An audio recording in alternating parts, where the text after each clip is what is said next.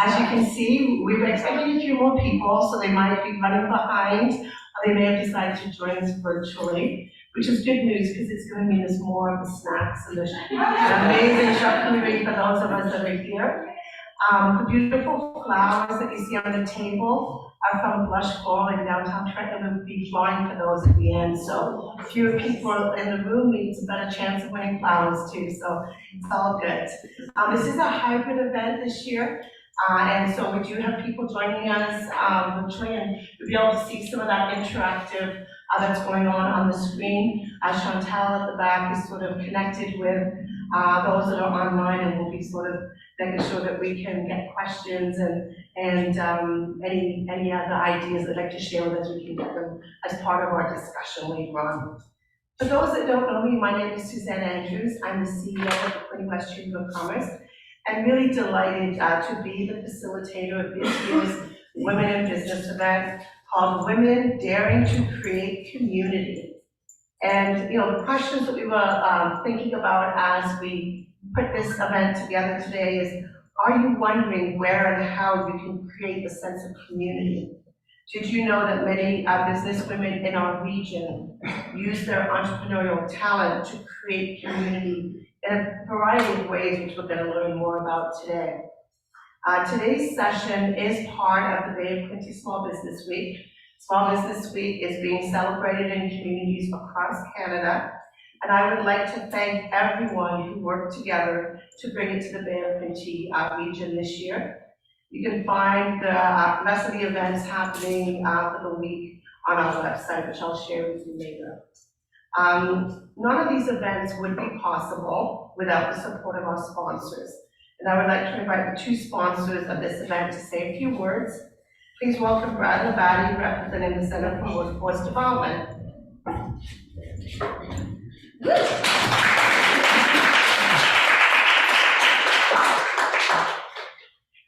Thank you, Suzanne, and welcome. I don't think I need a mic. Everybody knows. Oh, for Zoom. Yes. You're gonna zoom in on me, all right? Thank you. Chantal always tells me that. Keep me in line along with Bonnie. So thank you very much for joining us today. My name is Brad Labadie. I am the Executive Director at the Center for Workforce Development. For those of you who don't know what that is, we are one of 26 boards in the province of Ontario that do local level labor market research and workforce development. We are funded by the province of Ontario through the Ministry of Labor, Immigration, Training and Skills Development, the lovely new long name to have, through the Employment Ontario branch. So we are looking at the labor market from a neutral point of view, evidence-based research, and we tell you what's happening locally.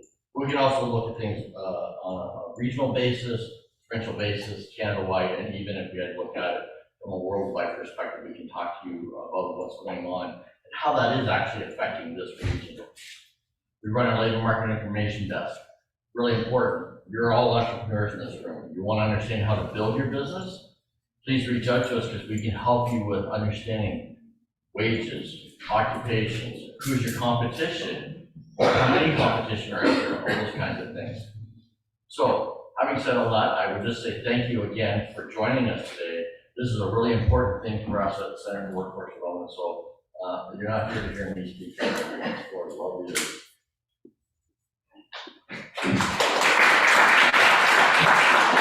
And now Chantal Fraser, representative of Business and Professional Women Hastings and Prince Edward, and the work funding. Thank you. Like many of you, I'm an entrepreneur too. My company is called Empowered Path Inc. And one of the things that's helped me succeed is belonging to professional associations. I've been a member of the Business and Professional Women since 2007. And I'm thrilled to say that our local club now covers all of Hastings and Prince Edward County. We run events that are open to the public. You don't have to be a member to attend. The fourth Wednesday of every month. We're happy to be co-sponsors and co-planners for today's event. I think it's our 9th year. And I just want to let you know that on the 24th, we have a BPW Ontario mentoring program launching. So if you're interested, you can learn about that. On October 26th, we have an open house that's taking place at the Quinte Sports and Wellness Center in Belleville. All this information is available on our website, BPW for Business and Professional Women, HPE for Hastings and Prince Edward.ca. We, as members of the Canadian Federation of Business and Professional Women, we have access to Women Work funding, which is to help sponsor events like this, bring professional development to women in business and the professions. Thrilled to be here today. I'll be in the back running my mic and sharing slides and stuff. Thanks.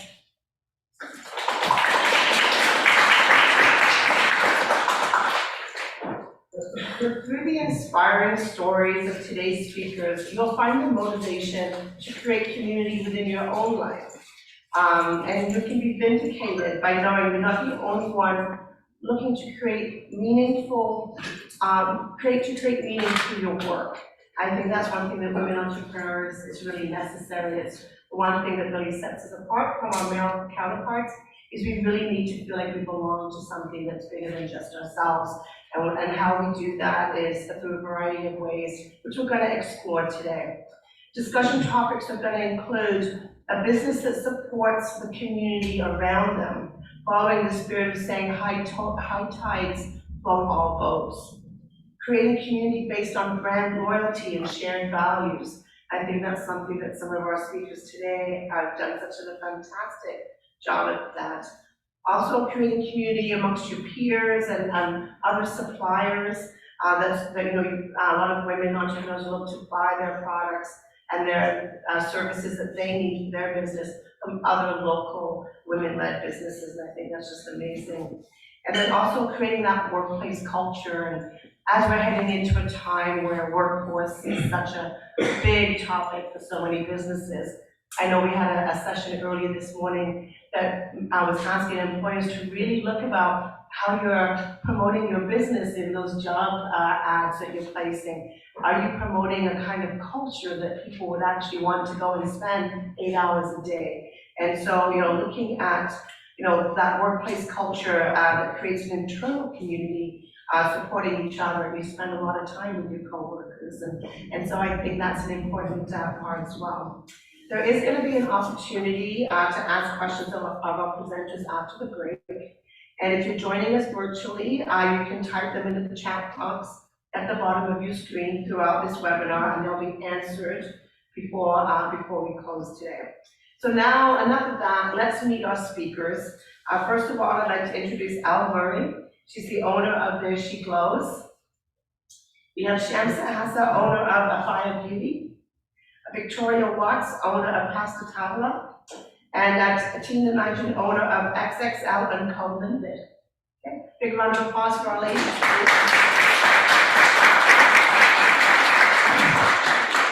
I'm actually going to ask Elle Murray to start our discussion today. Elle has spent the past 4 years building There She Glows by working with brides to make their wedding day hair visions come to life.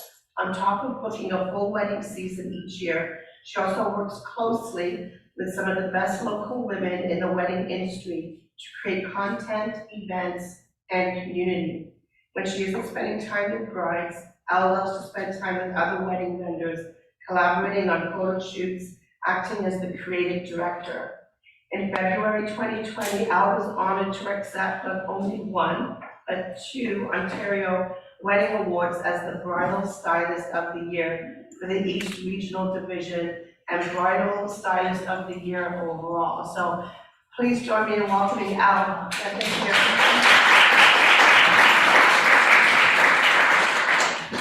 Hello, everyone. I'm going to read off the screen, just so you all know. So firstly, before anything, I wanted to extend a thank you to the Quinte West Chamber of Commerce and the other sponsors for inviting me to come and speak with you all today. I feel truly honored to be speaking next to this powerhouse collection of women, especially on a topic that I'm so incredibly passionate about. So, to give you a brief background, There She Glows Hair was born by fluke. Much like many entrepreneurs, I went into the world of being a business owner completely scared, feeling like I was taking a risk, and I jumped in head first without a single idea of what being a business owner was going to mean for my future. At first, There She Glows was a mini dream, something that I could call my own. As a licensed hairstylist, I had plans of a salon, but that idea just didn't seem to fit for me. After being asked to do bridal hair for a friend at her grandmother's house, a loophole in the industry presented itself in the form of a business idea. At this point, I wanted a small, freelance, not so busy or demanding, once in a while, because it might be fun kind of business. After this wedding, I ended up going on to Vistaprint, printing some basic business cards with a name and contact information, and I bought a ticket to the bridal show. At the show, I started to build my community. With one wedding under my belt, a bit of salon experience, a hairdressing license, and a whole batch of confidence, I presented my services to many different businesses. Little did I know on that day, I would be making some very strong and pivotal relationships for myself as an almost business owner. After my first wedding season of 13 weddings, I decided I wanted to push through and continue growing my business. In 2017, I volunteered services to St. Teresa's Catholic School and provided hair services for their production of High School Musical, where again I built my community. This time it was in the form of one of my now best friends, owner of the Grind and Vine and Russet Photography, Taylor Russet. Later in the same year, the community that I built at the bridal show turned into becoming one of the co-founders of a local wedding collaborative called Quinny Weddings. And by the time my second wedding season came around, I had booked 29 weddings. My second year of business was when I focused my attention around building a strong community. And this was when everything changed for me. There She Glows then booked 34 weddings in its third season, and by 2021, I hit my capacity of 53 weddings in a 6-month time period. Over time, I've had 3 magazine features, and as you mentioned earlier, the Ontario Wedding Awards. I've created many great relationships, to which the result has had me placed onto vendor lists, and I've been lucky enough to have been a part of podcasts and open houses and community events. So people often ask what my best advice is to other business owners when they're starting up a business. And the first thing that always comes to mind for me is to find your tribe, build your community around you, and build that community with people who are in the same industry, who might do something a little bit similar, people who also do the exact same thing as you. Bring the people who would normally be considered your competition the closest. So hearing this, some of you might be thinking, why would I want my competitors close? Well, why would I want to make them a part of my tribe or my community? So there's an idea presented to us from the time that we're young that competition is always a negative thing. Your competition is something that you need to beat or be better than, and there's a negativity placed specifically behind the principle of cooperation when it comes to individuals or a group of people doing the same thing. Almost like a copycat behavior becomes assumed. The big question here is why the negative perspective around competition, and what could you do that's better that could get you farther with your business and change the way you perceive competition? When we're learning how to master a new skill, when we want to DIY something or recreate a popular recipe, what do? We look at things like Pinterest or YouTube to figure out how others have done the same thing. The world of tutorials has become an industry of its own. People looking for advice, looking for a how-to, or looking for support are looking for other people who are doing the same thing for advice on how to achieve their goal. So when I was starting my business, I thought of it from the same sort of perspective. My goal was to build as many relationships with other stylists who offer the same services as me for a few reasons. These other people will do things differently than I will, but they will deal with the same kind of clients doing generally the same work as I do, and they'll be working towards a similar goal as I will. Now, don't get me wrong, I love great competition as much as the next person. When it comes to sports or board games, you should see my mom and I play Crazy Eights or me in the arena during any of my kids' hockey games. But when you're looking at competition from a business standpoint, I've always felt like I had to remove the competitor hat to a certain extent and wear it in a different way. My competitors are my biggest motivators. They drive my passion and they force me to stay uniquely innovative. I regularly feel a creative push when pulling inspiration from others. They consistently and unknowingly helped me to maintain the brand that I have built and have been a constant reminder of the importance to remain my authentic self in the process. It's important to remember that when you're looking for the sense of community within your industry, or within any industry where you can stretch your expertise, that you look for others who are also running their businesses with a similar mindset. Look for those who are willing to create with you, share techniques, offer support willingly in the form of advice with bigger things like dealing with client relations, or smaller things like suggesting a great app for accounting or social media posting.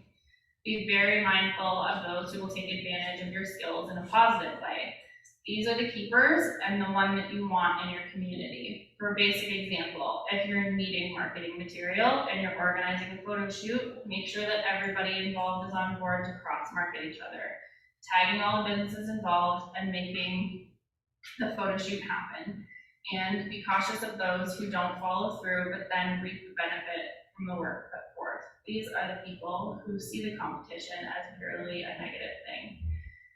The you must beat everyone else kind of mindset, and they're usually the ones taking advantage of your skills and your community mindset.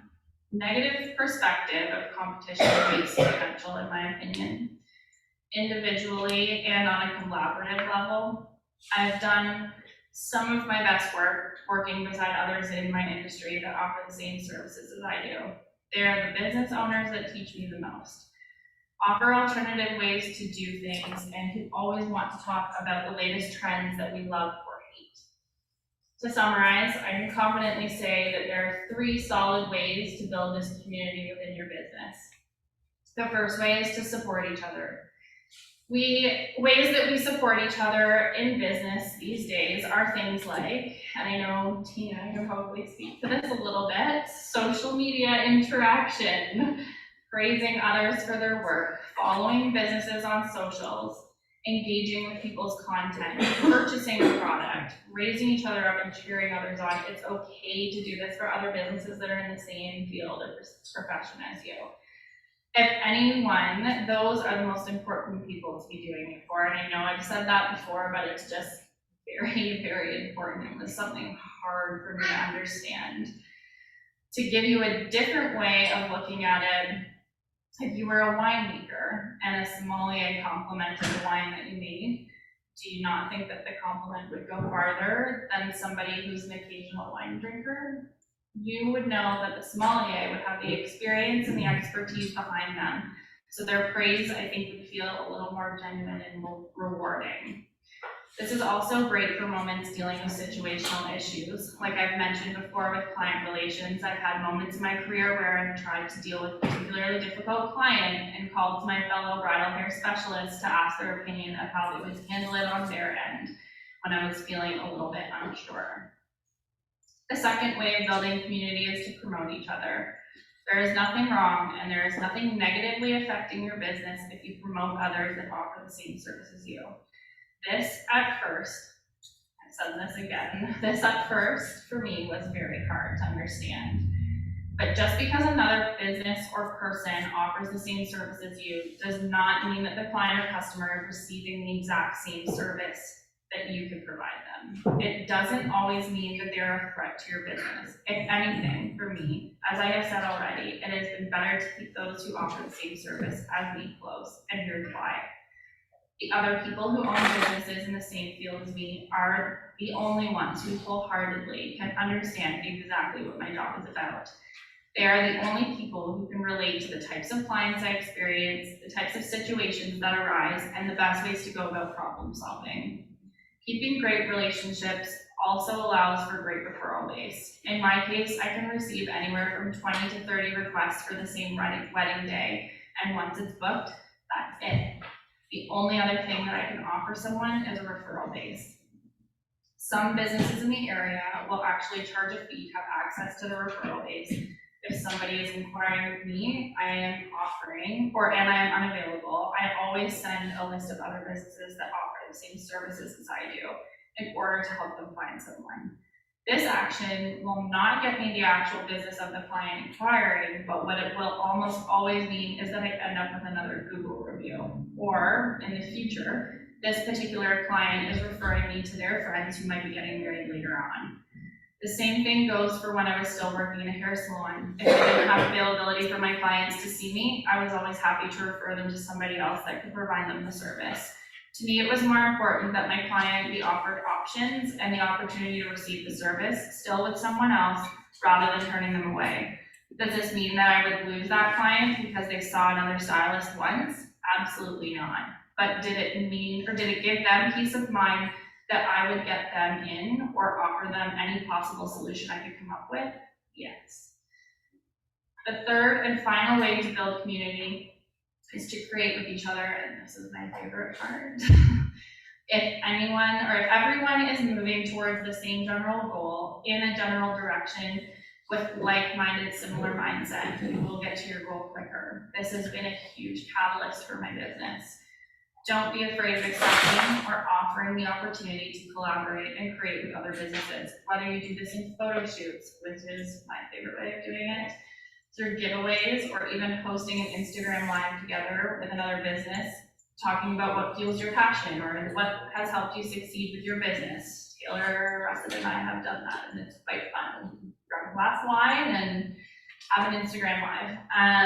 It's amazing what conversation and creation with like-minded people can do for you and your success. For me, being open to this idea got my name out very quickly. My first photo shoot I worked with 10 people. Those 10 people then had my name and photo evidence of what work I was capable of. They were all vendors in the industry. There were a few very strong years following working with these specific people where they were almost the only wedding vendors I ever saw on wedding days because our referral base was so strong. These creation opportunities are also always a great chance for personal growth. What can you learn from these people around you and and that you're working with? Use those moments to push yourself. Try something new. Many of the photos that have been playing behind me are not actual weddings, they're photo shoot pictures. This is what I do my best work. It's a chance to try something new, reveal your creativity, and feel fully supported by other creators, by your community.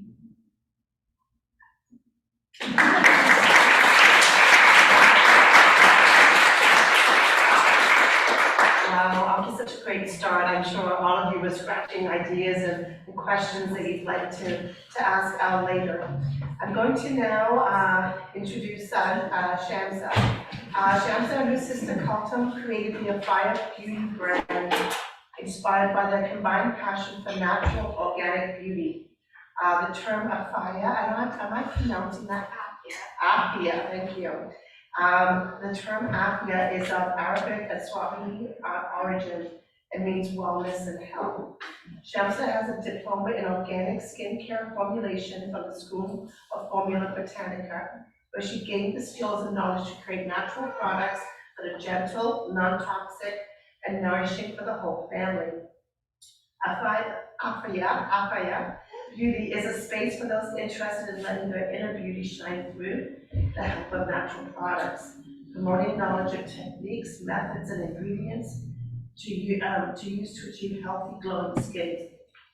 So Afia Beauty, Shamsa and Kaltum offer clients an opportunity to connect with a community of glow getters. Thank you. I like Al will also be. Okay, so hi, my name is Shamsa. I am owner of Afia Beauty. We're a natural skincare company founded by myself and my sister Kaltum. Our passion was sparked by the matriarchs in our family, my grandmother, my mom, my aunts, who passed down ancient beauty rituals from my Somali culture and heritage down to us. Growing up, our mom would use honey and olive oil on the skin because she swore by it and said it was how she kept her skin smooth and glowing. And would bake harood, which was a mask with crushed turmeric to brighten the skin. We would make DIY hair masks by blending banana peels, honey, and eggs. We would spend every Sunday afternoon doing our beauty rituals. It was how we spent time together. It's how we learned about the replenishing of oneself. It was how we could be in community with the matriarchs and elders in our family.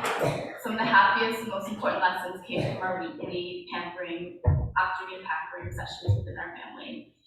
So when we developed our skincare line, our goal was to share this transformative power of taking something really mundane, like washing your face, and turning it into a treasured ritual, just like the way we had experienced it growing up.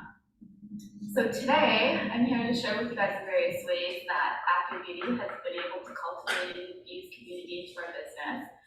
I'll share with you how we built community with our customers, our suppliers, and community institutions. So, it's building community starts with an invitation.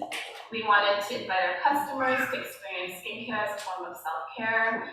We wanted to give permission to those who needed it to take moments for yourself and experience rest. We also wanted to educate our communities around the harmful toxic ingredients present in many of the personal care products that we use every single day. Particularly products marketed to Black women and women of color have been known to have higher levels of endocrine disrupting chemicals.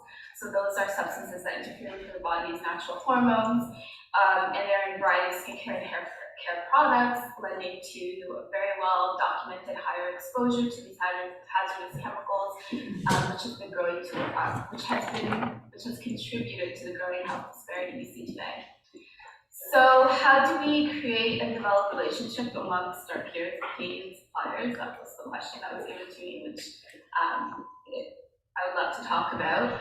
So the pandemic forced us to shift our business model. We were having a hard time getting the raw ingredients and supplies we needed to make our products. Ingredients like our raw shea butter and cocoa butter raised in price by 37% nearly overnight, and we knew that we needed to pivot and figure out how to future-proof our business so we were not so reliant on foreign ingredients. So we started to make connections with local farmers to source the beeswax, the herbs, and the flowers that we infuse into our botanical blends. Then we found local suppliers to source the labels in our boxes, and now we recently just found a local company to supply our glass droppers. Items are maybe slightly more expensive, however, building a local, reliable, and transparent supply chain has been a goal for our company. Nearly half of global emissions come from how we make and use things. So how can we, as a small business, change the way we approach our goods and services, knowing that we only have one Earth, and that does not provide us with a limitless supply of materials? This question has inspired us to shift our business to accommodate building community based around circularity. Circular economy prioritizes practices such as regenerative design and shifts towards materials with lower carbon emissions. The aim here is to eliminate waste through innovation and technology and design. So by having a relationship with our local producers and manufacturers, we're already lowering our ecological footprint. But there's also something powerful about telling someone where something is made, how it's made, and who actually made it. So finally, our relationship within our educational institutions has been a key to Active Beauty's success so far in terms of research. Currently, we are working closely with the Advanced Research Center for Natural Products at Loyalist College. Together, we are discovering how to repurpose large amounts of non-edible food byproducts, including fruit and vegetable peels, seeds, leaves, and turning them into our own proprietary potent plant extracts to be incorporated into our formulations. Our goal is to use these high-performance natural extracts to create unique and effective products that address common skincare concerns in a safe, non-toxic, and environmentally friendly way. So having rapport has helped us get excited about each phase of the project. Working with Barb and Max and Dr. Kari Kemp and Carly has been incredibly exciting. Our first round of research was our initial findings, our literature reviews, and then how to build out this hyperpigmentation bomb that we've been working on for a while. And the first extraction process we ever did was on tomatoes, where we were able to extract lycopene and beta-carotene, and then we found that it just didn't work very well into our formula. We're on our fourth round, so we've had lots of practice. Then we did carrots, then we did spent grain, then we did, currently we are doing apple pumice, which has been incredibly exciting. We partnered up with the local cider company to use their already pressed and pulped apple pumice to extract the enzymes. complex AHAs that are perfect for the hyperpigmentation one that we were looking to build out. We also work closely with several faculties at Queen's University. So each time I reached out to professors, I made sure that I sent them on project scope, project deliverables, and had very specific asks. So whether it was how to set up a corporation, how to set up a board of directors, how to secure our IP, our intellectual property, how to, what is the best extraction process using our CO2 machine, countless questions and answers that I've received just by being community with institutions. Okay, so I've been lucky to work with students that are brimming with talent who lend their excitement and enthusiasm to our projects.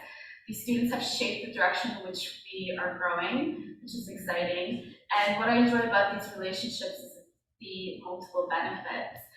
I get to gain help with students and faculty, and in turn, they get a chance to solve real-world problems.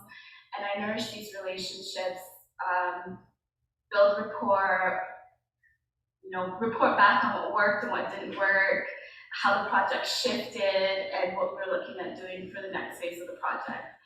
Being a consumable brand is tricky. There are a lot of regulations and compliance and a lot of moving parts. So creating an ecosystem or a community that I can call on to help me solve these problems has been instrumental in our success. So building community takes courage, takes thinking outside the box, like agreeing to be on a podcast or hosting curated workshops or creating potential offerings that people in the area would enjoy. It takes time and energy, but the more you invest into your brand's community, the more loyal your customers or manufacturers are, and the more reciprocity happens for you.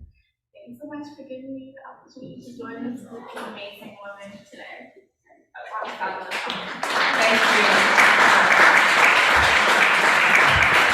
That was amazing. And you work with your sister, so that must be, I have 3 sisters, so I can only imagine you probably do good for the first week, and then we have to figure out who was doing what, but that's amazing that you get to work with your family member as you're working together to build your business.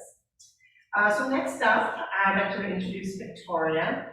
Victoria and her sister Paula are the forces behind Pasta Tavola, having built their company from farmers market to nationally distributed brand over a decade ago. Their products are inspired by their Italian heritage and time spent with their nonna, making meals around the pasta table, the Pasta Tavola. Is it Tavola? Tavola. I'm from Britain, so I have an accent to begin with, which doesn't help me, and then I've got a cold. So I had a cold 2 weeks ago. I'm just not, it just seems to be taking forever to get over the throat. But I think that's one thing that all the cultures around the world, that making food with your grandmother or with your mother is such a precious memory, isn't it? So it's amazing you've been able to build your business around that memory that you have. Pasta Tavola seeks to elevate the lives of consumers by creating premium foods made with quality ingredients that taste homemade and are convenient to prepare. Victoria works in collaboration with many partners, peers, and stakeholders across Canada and beyond in building a brand that resonates with consumers and builds community around both food and entrepreneurship.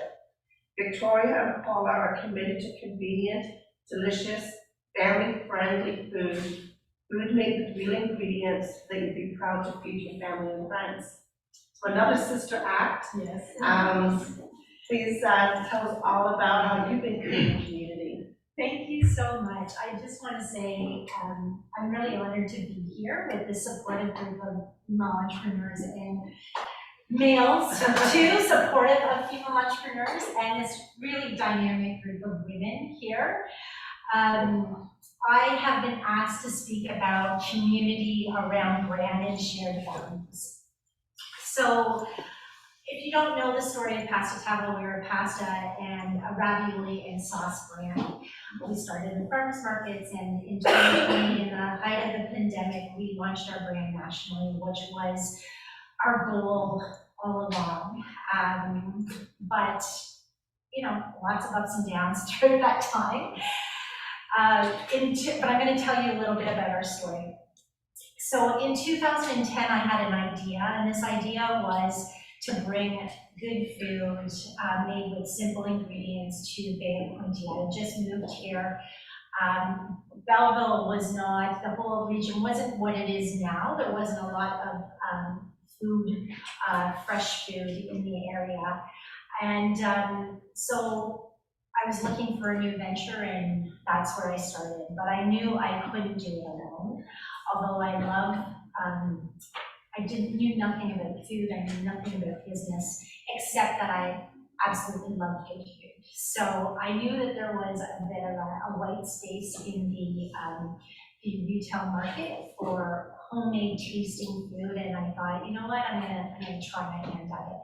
But I needed someone to be my partner in crime on this venture that I was going to start embarking on. And so I just happened to know someone who was a chef, and it happened to be my sister. And so my first pitch as an entrepreneur was to my sister. And thank God I was successful. So she came on board.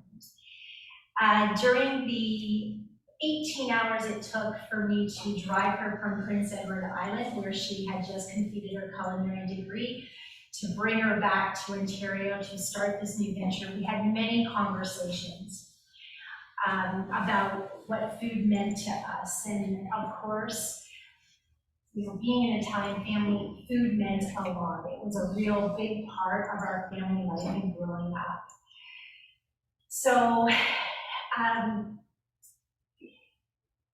as growing up, what we did was we would go up to Sault Ste. Marie, Ontario, where my Italian family was, and for 3 weeks we would cook meals around the kitchen table with my grandmother and my aunts and my cousins. And this idea of community and the memories that we had was what our conversation when Paula and I were driving back always gravitated towards. So if you don't know, in every Italian household, there is a pasta table, a pasta tavola, and that is where we learn as young girls to create good food using simple ingredients.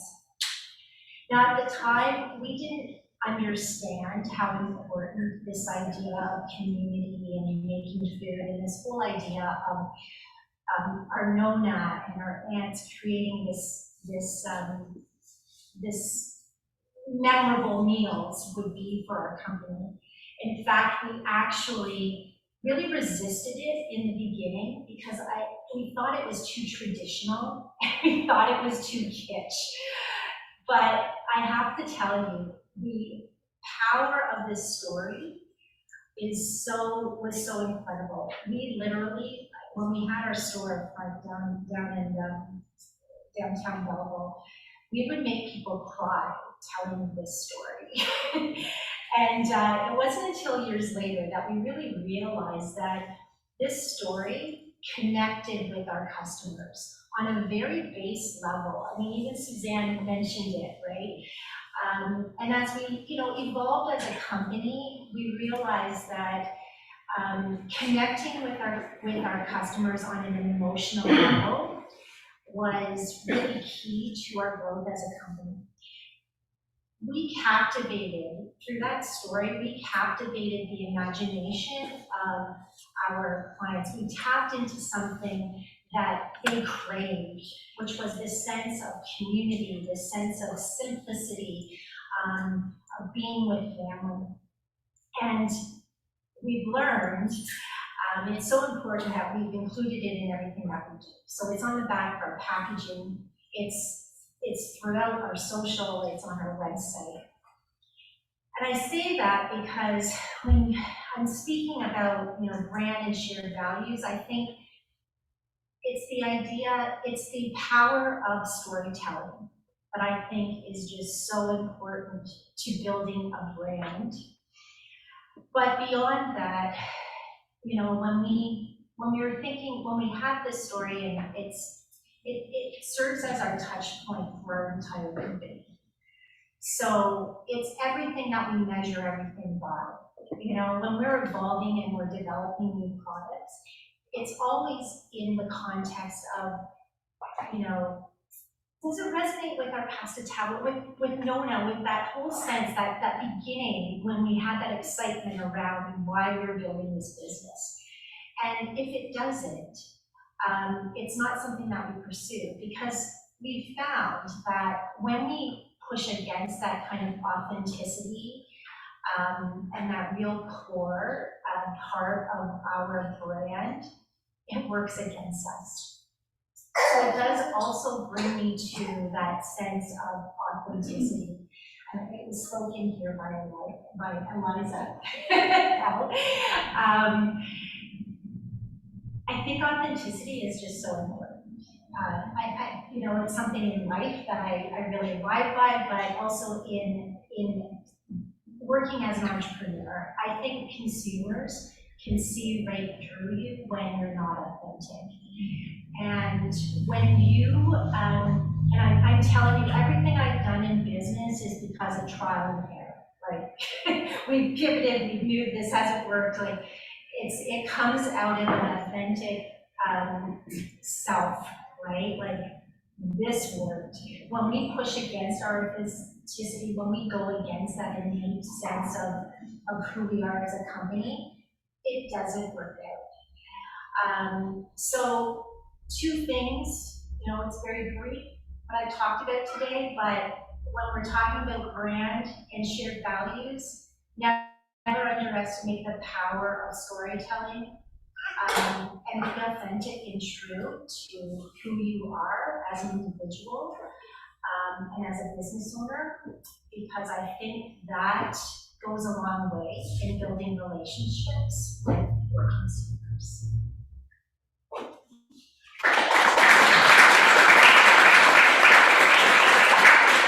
Again, just another way that community, and that's kind of a totally different approach, that community that starts with your family, but extend those values that we learned growing up, but they've been then brought into your professional and your entrepreneurial journey, is the same values you learn as a small girl growing up.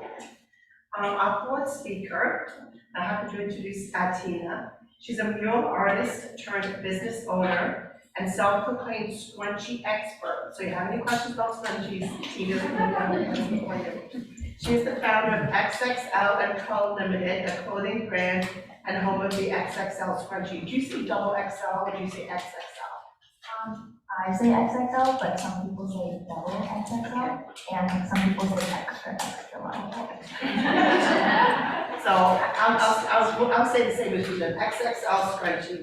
It all started with an extra large scrunchie Christmas gift.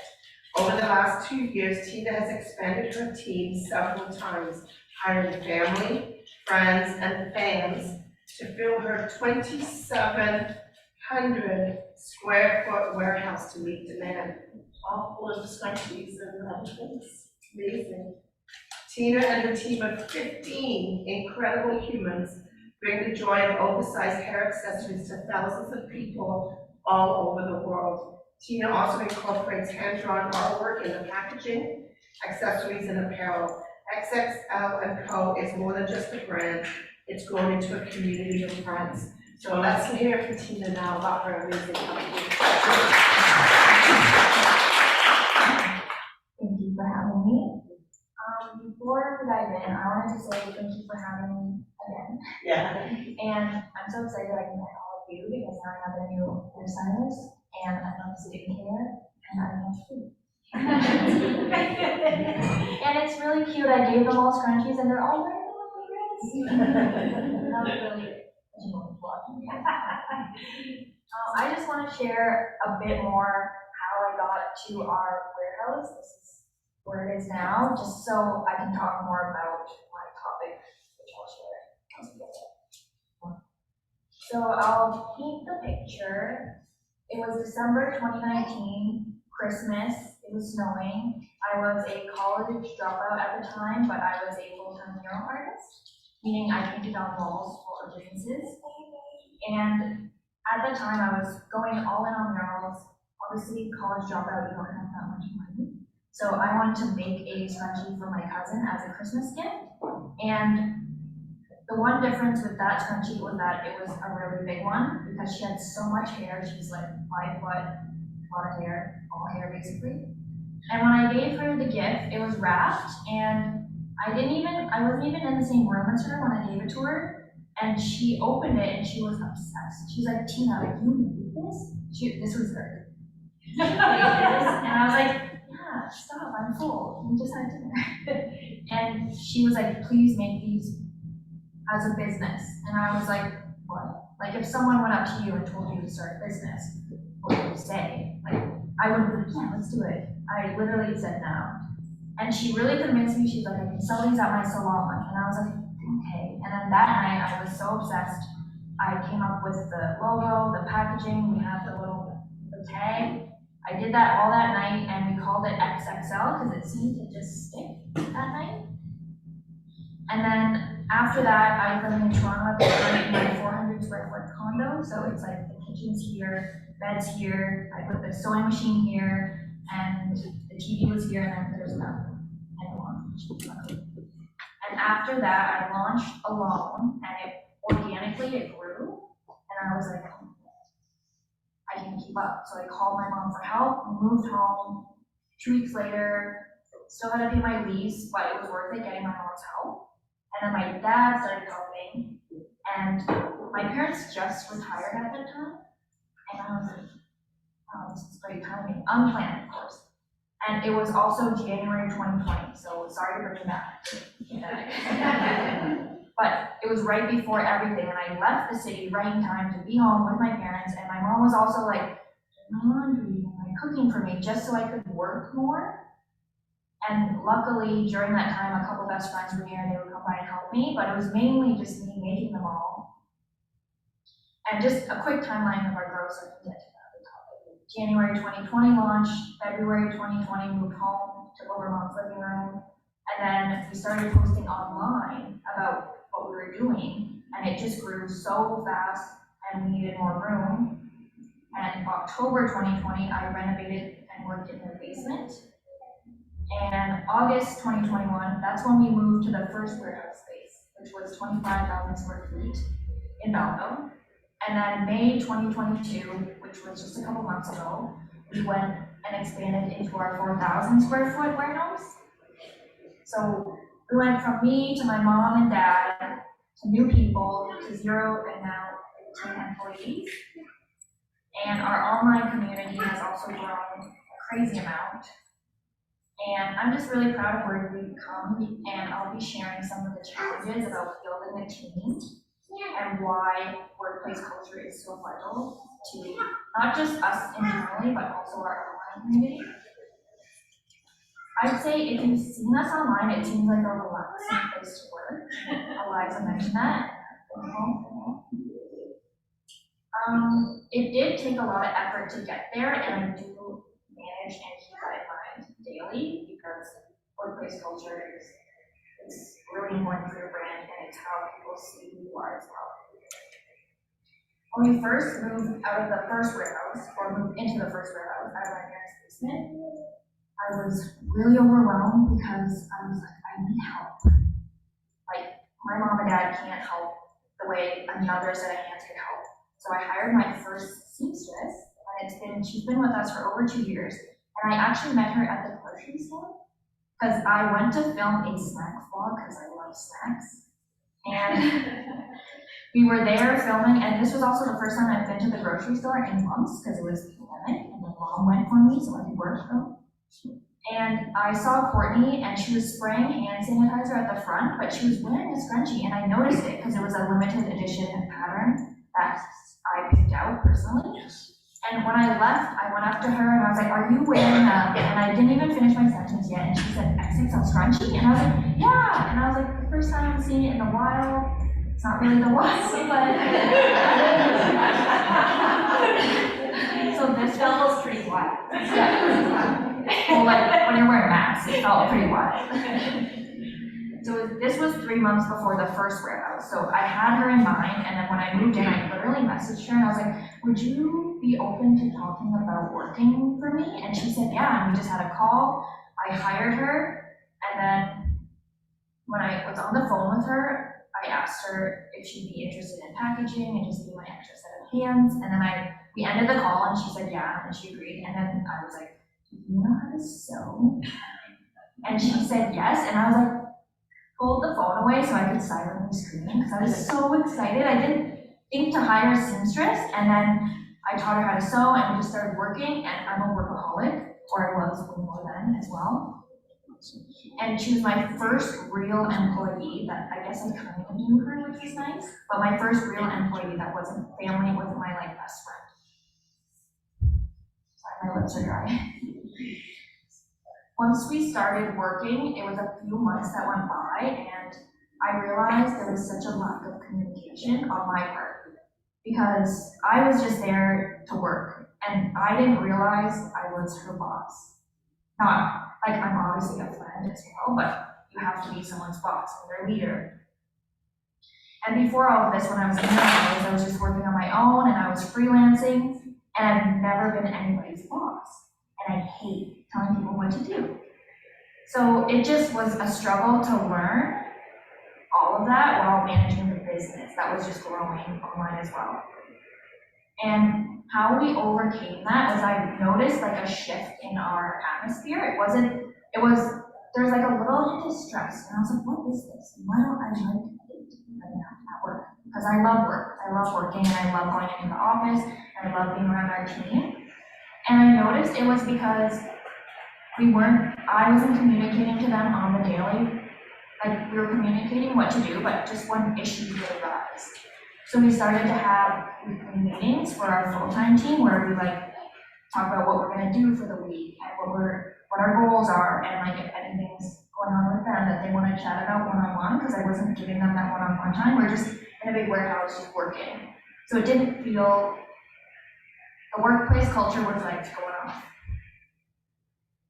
But that's how we fixed it, with just communication, which really helped. It just turned it right around, just our first chat.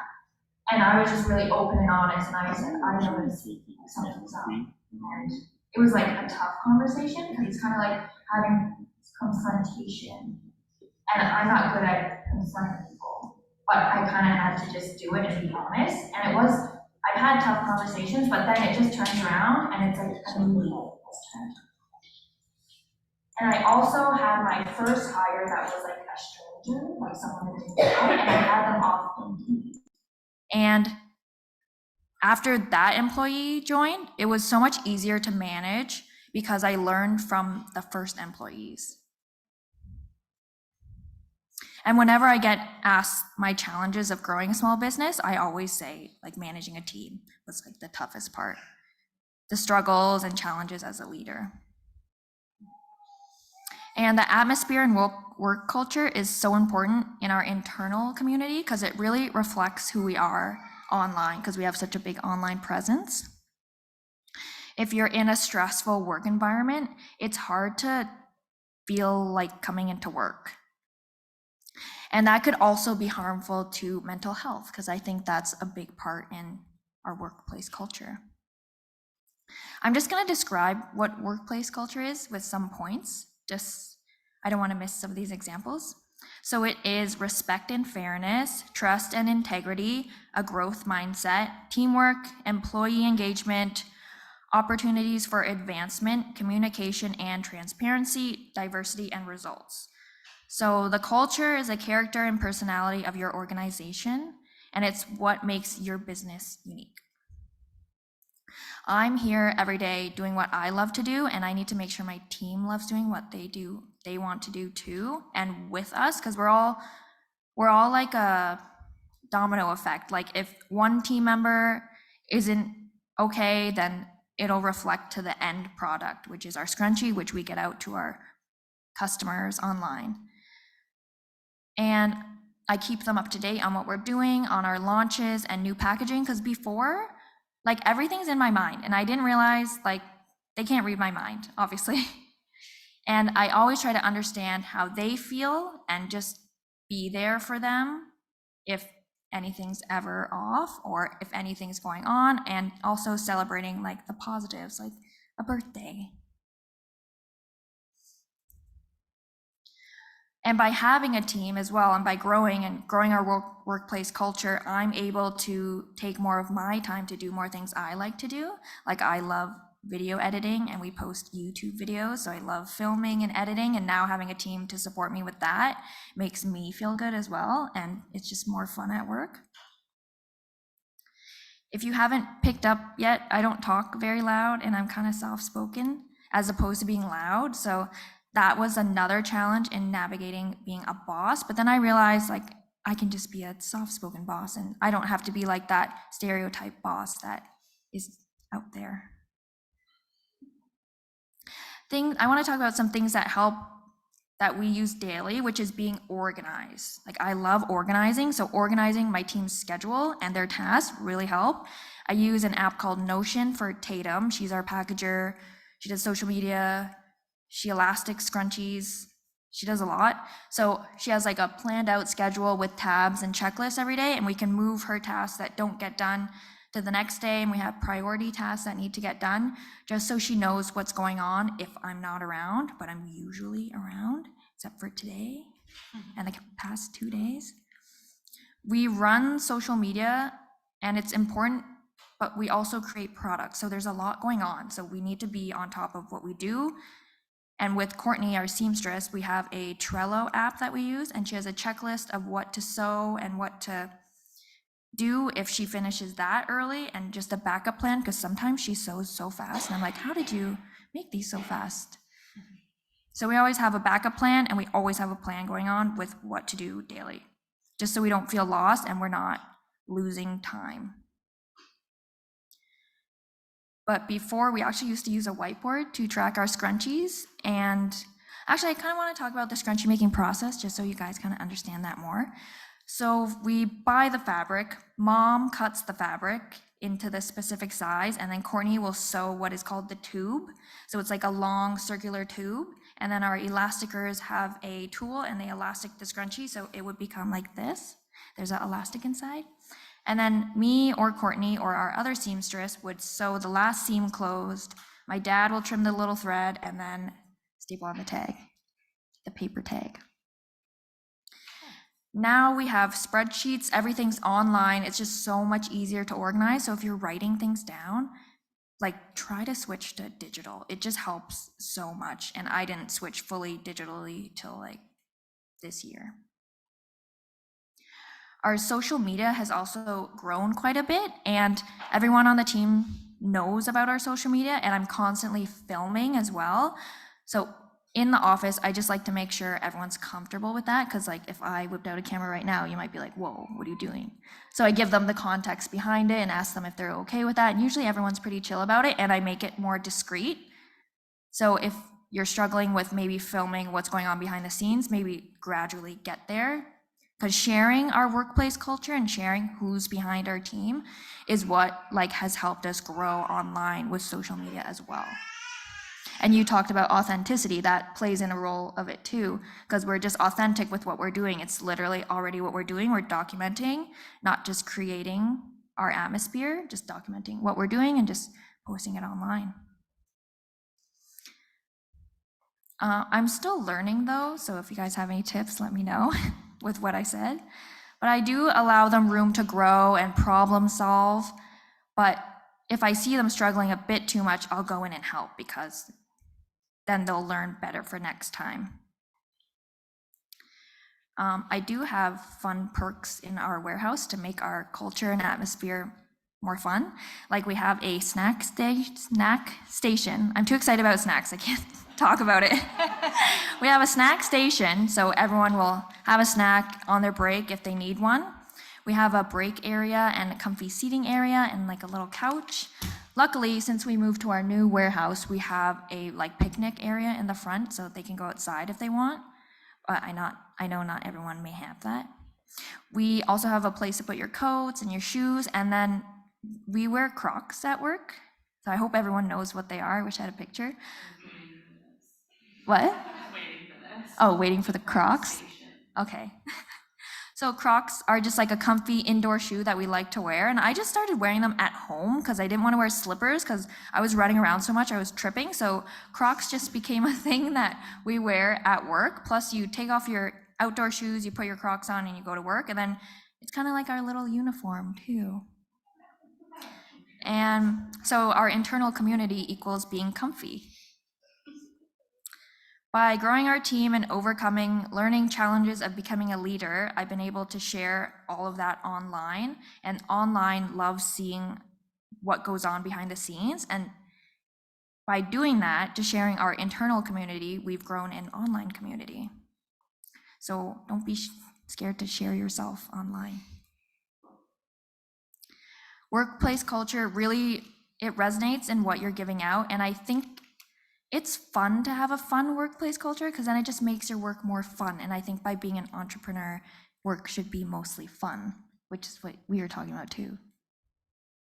I strongly believe by having a positive workplace culture, it will create your own internal community and you can continue supporting each other and grow together. So thank you.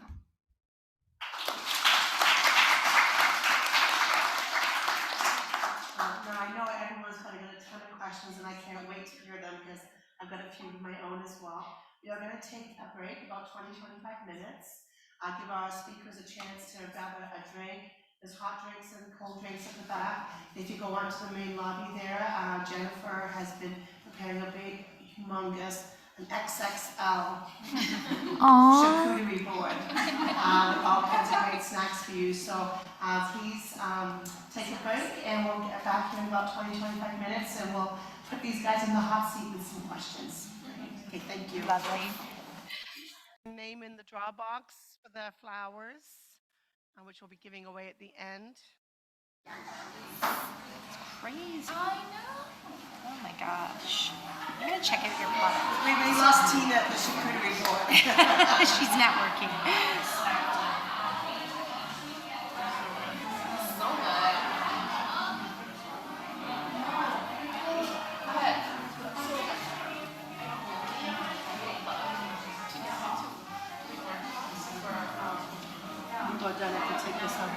I was gonna run and get some more. You can wait for the after. I know, I'm kidding. I'll get you out It's of the way. fine. It's totally fine. You'll have it for weeks.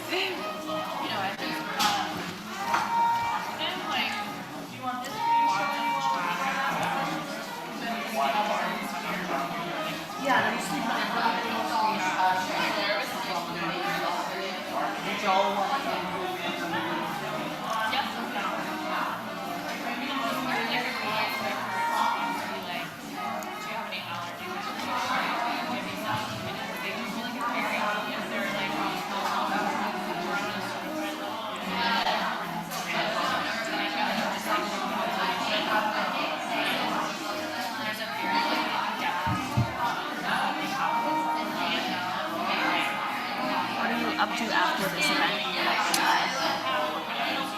I had an early morning meeting, like at 8 o'clock, so I was up really early. So I'm really hoping I'm just Welcome back, everyone. same. We are now That's what I'm going to really have an hoping. open session with our presenters where we can do a deeper dive into some of the conversation around community and what that means and how you can use it to build your brand and build your business. I'm going to ask Chantel to come up. She has some questions for the panelists, and then we're going to go and take some questions from the room and some questions from those that are joining us virtually. So Chantel, you put them in the hot seats. Thank you, Suzanne. It's a real honor to be here and to see all of you in person. And I know that we're going to ask individuals questions, but I first want to throw out a question out there that I'd like each of you to have a chance to answer. And we can have somebody volunteer to answer first because I don't want to catch somebody with their mouth full or anything like that. It's hard to socialize and eat at the same time. Great. So the first question to you is, we asked each of you to speak about a specific topic. My first question to you is there another area about creating community that you're just burning to share about what it wasn't in your assigned topic, so you'd like to address that for a few moments? So, Shansa, you got a huge grin, so I mean, you wanna jump in? Okay. But let me see. Go ahead. I don't know, I think there's other people up here on the panel that could speak to creating communities that are much bigger than mine, so no, I don't have any burning. Okay, you just had such a gorgeous grin. Okay, Victoria, you does that mean you wanna talk? I will. Okay, go ahead. Thank you, Chantal. You knew I wanted to talk about this. So one thing that I have learned as an entrepreneur, and I learned this quite late on, is connecting with the bigger ecosystem. So when we started our company in 2010, there was not a lot of support amongst just entrepreneurs generally, right, in our area. And but also too, not even just that, but we were so into the day-to-day details of our business that we just really didn't have time to connect and network with other people. And I've learned over time, probably within the last 5 years in particular, that reaching out and putting yourself out there and networking is vitally important to your survival and your evolution and your growth as a company. So you never know where conversations are going to go, right? Like you meet someone in a grocery store. Those kind of things happen. It's almost like you need to put out this huge amount of this huge net, right? And then it kind of narrows down into one or two opportunities that happen. But the larger the net, the more opportunity, I think, or the more the more chance of that opportunity or a opportunity coming into fruition. So that's one thing that I learned as an entrepreneur, and I'm constantly growing and learning, that networking has been vitally important. So, and really narrowing in on the people trying to discover the people who can help you, and who can move your company forward. So getting into different communities of people that have entrepreneurs that come together. And that brings me to one community that I actually work on behalf of. So a community like Paro Center for Women's Enterprise is a community that I work as a business growth advisor in. And that community has been really important for me to just understand the general ecosystem and to get a pulse of what is happening on the ground with other entrepreneurs, and also opening up to other opportunities around funding and things like that. Because I'm sure, as you all know, there's often, it's just like you go down a rabbit hole, right? Like trying to search for things. And so connecting with professional organizations and things like that, like what, your chamber, those things, I think are really vital to just helping you to get a jump start or to get information, because we spend lots of time researching, right?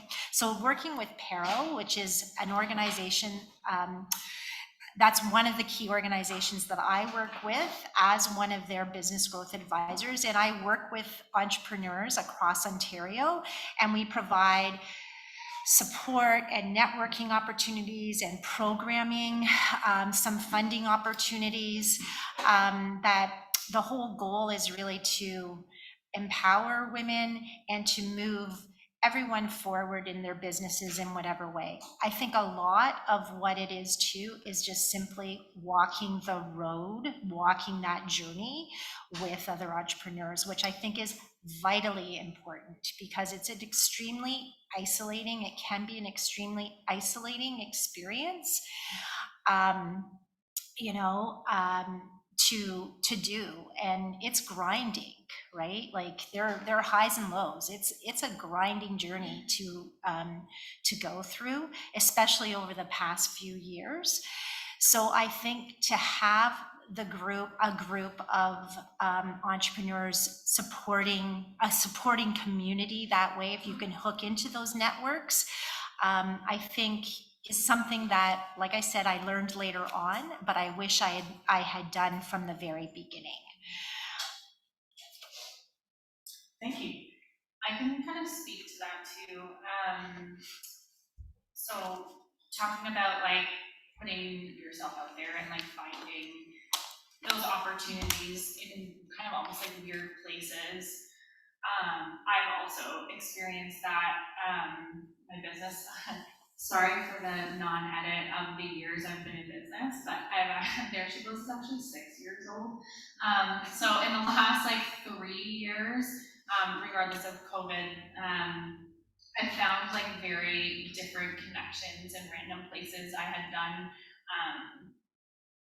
a hair color for like a secretary at my kid's school, and right as I had left the salon that I was working at, the day after, I got a call from her, and she's now working for Fireside in Ottawa, which is the main production company for Lifetime Network and Hallmark movies. And I actually was sent to Ottawa to do hair for a film. They had to like last minute book somebody because of COVID. So like finding those like those relationships and those connections through people, like it doesn't, you can't like keep yourself closed-minded as to where you're gonna find that. Like it's very broad. And that's been like huge for me, like opening myself out to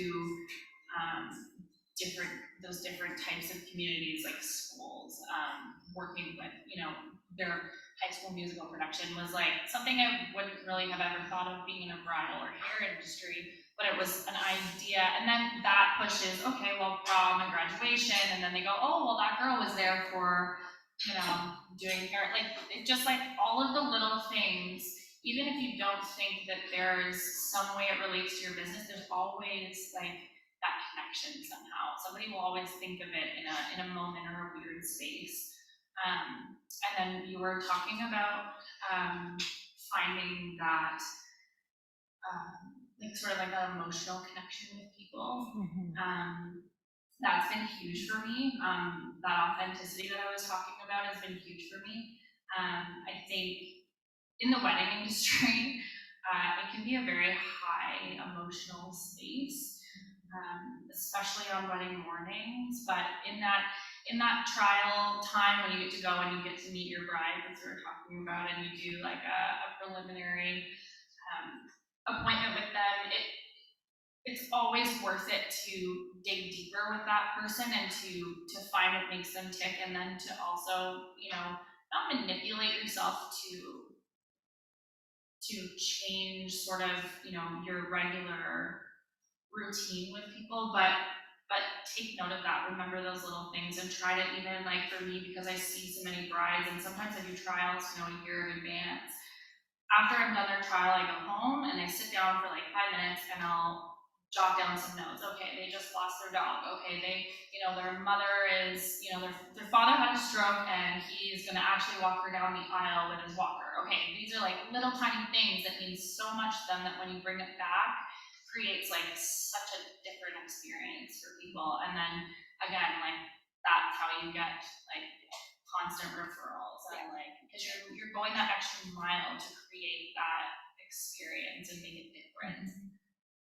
I think the thing is that what we have to remember, and I constantly have to remind myself, is it's about relationships. Even though it really is, everything that we do is about relationships, and it's about how you approach those relationships and how you are in that relationship, right? So those little things that you do in a service industry, you remember, oh, your dog, you remember this, that adds up, right? And you're building a rapport and relationship with the people. And I'm constantly reminded of that in my business, that it really is a constant cultivation of those relationships and building up that in the end, you know, can have big results for you, right?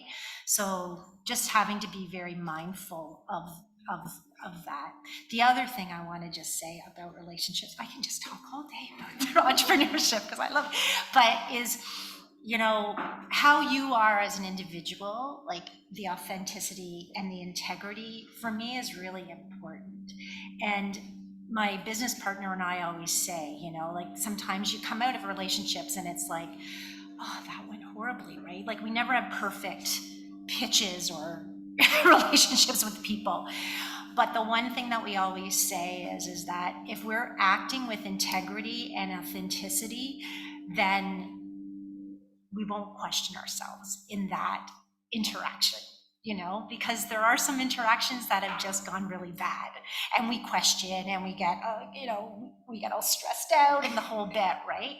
But it's one thing that, again, a learning experience, but we've always said if we act with integrity in working with this person and in respect, then whatever happens in that interaction, we know that we've acted according to our kind of, our authentic self, and it's not questionable. So those are just little nuggets that we've learned. Sorry, yes, someone else can speak now. I'm sorry. Go ahead. Tina or Shamsa, would you like to add to it? Is there anything you I missed? think they covered it pretty well, yeah. Authenticity is huge in everything that we do, I think, as entrepreneurs. I'll add a little bit on the touch of the relationships. I've been able to kind of, since our business was kind of born in the pandemic, our business is mainly online, and I was lucky enough to build online relationships, which I want to share a big example of this one relationship I formed. I posted a YouTube video. I didn't even want to post it because I was talking for 30 minutes, and I was like, who would want to hear me talk for 30 minutes? But someone from Intuit, this company, found me from that video and then flew me to California to share my story with their company with over 7,000 employees. And then they wanted to support me more, and then they bought scrunchies, and then I've been referred, gotten tons of referrals from that. So just building relationships doesn't have to just be in person. Just don't be scared to share yourself online, and just be authentic, and just document what you're doing, and just post. Like, you don't have to post online, but why not get a few more eyes on your business? Because that never hurts. Thank you. Now, Shamsa, I know you've got lots of golden nuggets in there to share with us, so I'm going to ask you a question that comes out of what you said earlier when you were doing your bit. And one of the things I like to tell people is that you have to ask for what you want, because if you don't, then how does anybody know? They can't read your mind. So if you wouldn't mind, I'd like you to share a little bit more about how you figured out how to ask universities and colleges and launch labs and things like that to help you have that space where you can create the fabulous products that you create. So I started at a pitch competition at Queen's, and it landed me my first lab connection at Green Center Canada in Kingston. I came in with I wanted something very specific. I wanted to deal with issues of hyperpigmentation, that is like skin discoloration from anything from acne scars to age spots to sunspots. Everyone's prone to them. It's quite universal. However, it's a little bit more on melanated skin because it just takes a little longer to heal once the inflammation has occurred. And how can we naturally alleviate this discoloration without the use of retinoids and kojic acids, harsh acids, and steroids, and or some bleaching agents? How can we create this magical serum using plant-based extracts and cold-pressed butters and oils that we source, and how can we create this product? That's where we were going. So after we initially got to it, I had asked the lab, this is what I'm looking for, what do you think? They said, okay, cool. We came back, we started formulating, went back and forth on the formulation. And by the time I got to Loyalist College, I was having a problem getting the extracts that I needed, because I was getting them from the States, a supplier in the States. It was height of in supply chain issues in 2021. I would buy these small 2-ounce bottles for $60-70 US, paid the premium, the custom fees, all this to get it into the lab. So I was brave and I said, hey, what does it look like if we create our own extracts? How can we do it? I set up the question and we started digging in. We found out that it was actually incredibly possible and very easy. And then we started building out the manufacturing, who would mill it, how would we process it, how would we dry it, how would we store it, how do we extract it, what type of solvents do we need. The machine that we use is a $3 million CO2 extraction machine. How do we move it past the initial research stage, and how do we scale that? And again, I just asked, and through the process of discovery, we've been able to not only source the type of ingredients that we need, but find it in the waste streams that are local to our area, and create out a supply chain that is completely unique to our business and what we're looking at doing, and grow in this space, in this industry, which is really a great haven for biotech consumers or companies, like what we're trying to do, and figure out other solutions, other applications that we can bring forth for our solution. That's fantastic. So what I'm hearing is you asked questions and found more opportunities while you were exploring those questions. So thank you very much. Yeah.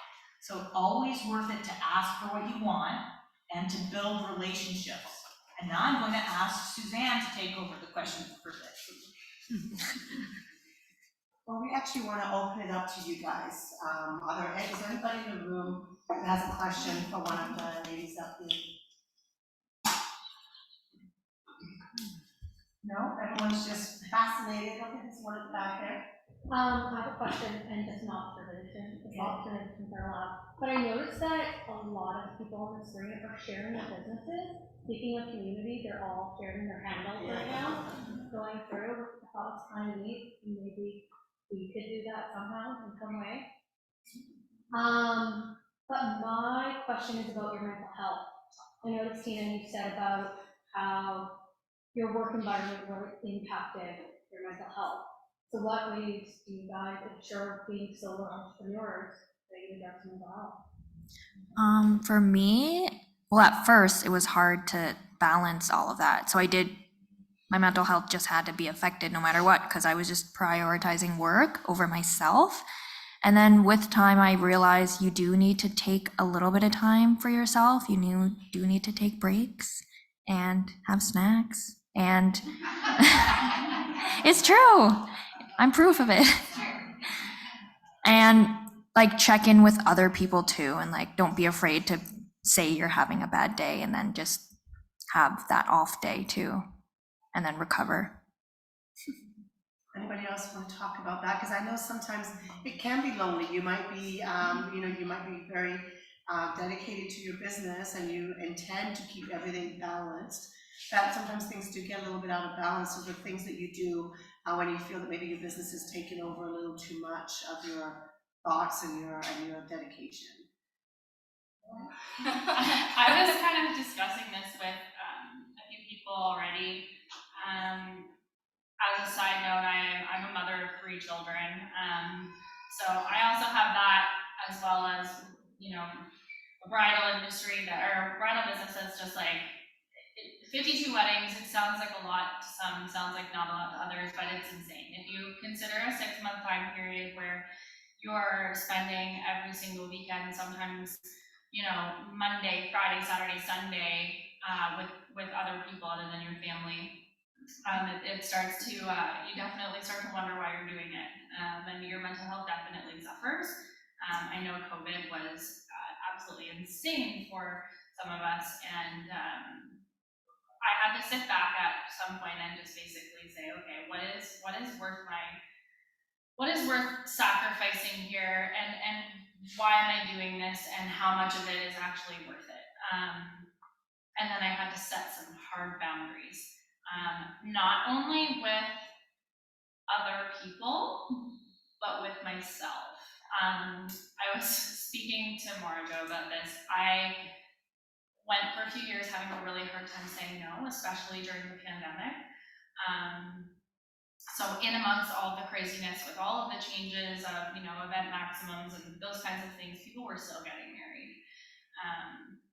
And so the demand was still there for bridal. And it was was like, oh gosh, I feel so bad for everybody, you know, all they wanna do is get married, and like, now they're allowed to do it, there's been so many changes, and then there's been like, you know, vendors drop out because, you know, now their new dates aren't available, and you just like, you can't just, I think for me, I had to sort of shut that, I'm a very empathetic person, and I had to shut that off, and really think, to speak to what Tina said, to really like prioritize time for yourself and make sure that you remember that if you are not your best self, you can't be good for others. And you really can't put forth your best work. I know some of my, you know, days I would sit back and my passion was even gone because I was just too exhausted to even want to enjoy it. So I think for me, like the biggest thing has just been like very, very mindful and conscious of setting boundaries with people and with businesses and with whoever needs to have a boundary set to basically better my mental health and better my experience owning a business, because it's definitely something you can be on all the time with. Anybody else want to add to that? Me and Victoria said we're gonna take naps after this, so we'll be better tomorrow for our team. That's right. There is a question coming through from the online, and it's mostly pointed at Victoria, but please feel free if you feel you can add to any of that. And it's talking, it wants to know how they're able to scale their business from conception, production to sales. And I know the Business Development Bank of Canada has done some great reports over the years, and they really look at women entrepreneurs, and they have special funds to help women entrepreneurs. And one of the problems that they have identified for women entrepreneurs is the ability to scale up. Some of it is financial, some of it is being risk adverse and not sure if you want to take that next step. So Victoria, why don't you start with talking about how you've been able to open conception, production, and then to increasing your sales. So I've been doing this for 13 years, and it feels like I've been doing it for 100 in a lot of ways, right? It's not easy. I'm not someone who sugarcoats things. I'm pretty much a realist. It's not easy. There's been lots of ups and downs. But how we started is we started very small from the farmers markets. That's how we started, and really just step by step. Everything that we've done as a company has been trial and error, a ton of pivoting. So we try this, that doesn't work. Let's try this, that doesn't work. That's literally how we grew our business. I will tell you though, that starting a business and being in business takes a lot of money. So there was a lot of personal investment involved. There was a lot of family investment involved. There was a lot of banking investment involved. So there's a lot that goes into it. And I think one thing that when I work with entrepreneurs too, as an advisor, I think people really have to understand, have their expectations set. Like, it takes a lot. It takes a lot of money to build and scale a business, and you have to take risks. We were very fortunate in probably year 7 or 8 that we were able to access a very large grant. We were one of 50 female-led companies across Canada that had access to the Women Entrepreneurship Fund grant. It was the first of the first grant of the time, and it was a very large grant. And we were able to access that fund, and that fund, having that access to that fund really fundamentally changed our business and moved us from, small scale manufacturing into larger scale manufacturing. On the sales front, it was a lot of me doing a lot of that work. Getting some traction with just a small group of people, with a small group of retailers, and then just building upon that, right? And just consistency, like managing my sales, calling every 2 weeks on a cycle. That's how I managed my business for a very long time across the province. But then at a certain point, we went all in, and we fundamentally changed our business. It took a huge risk.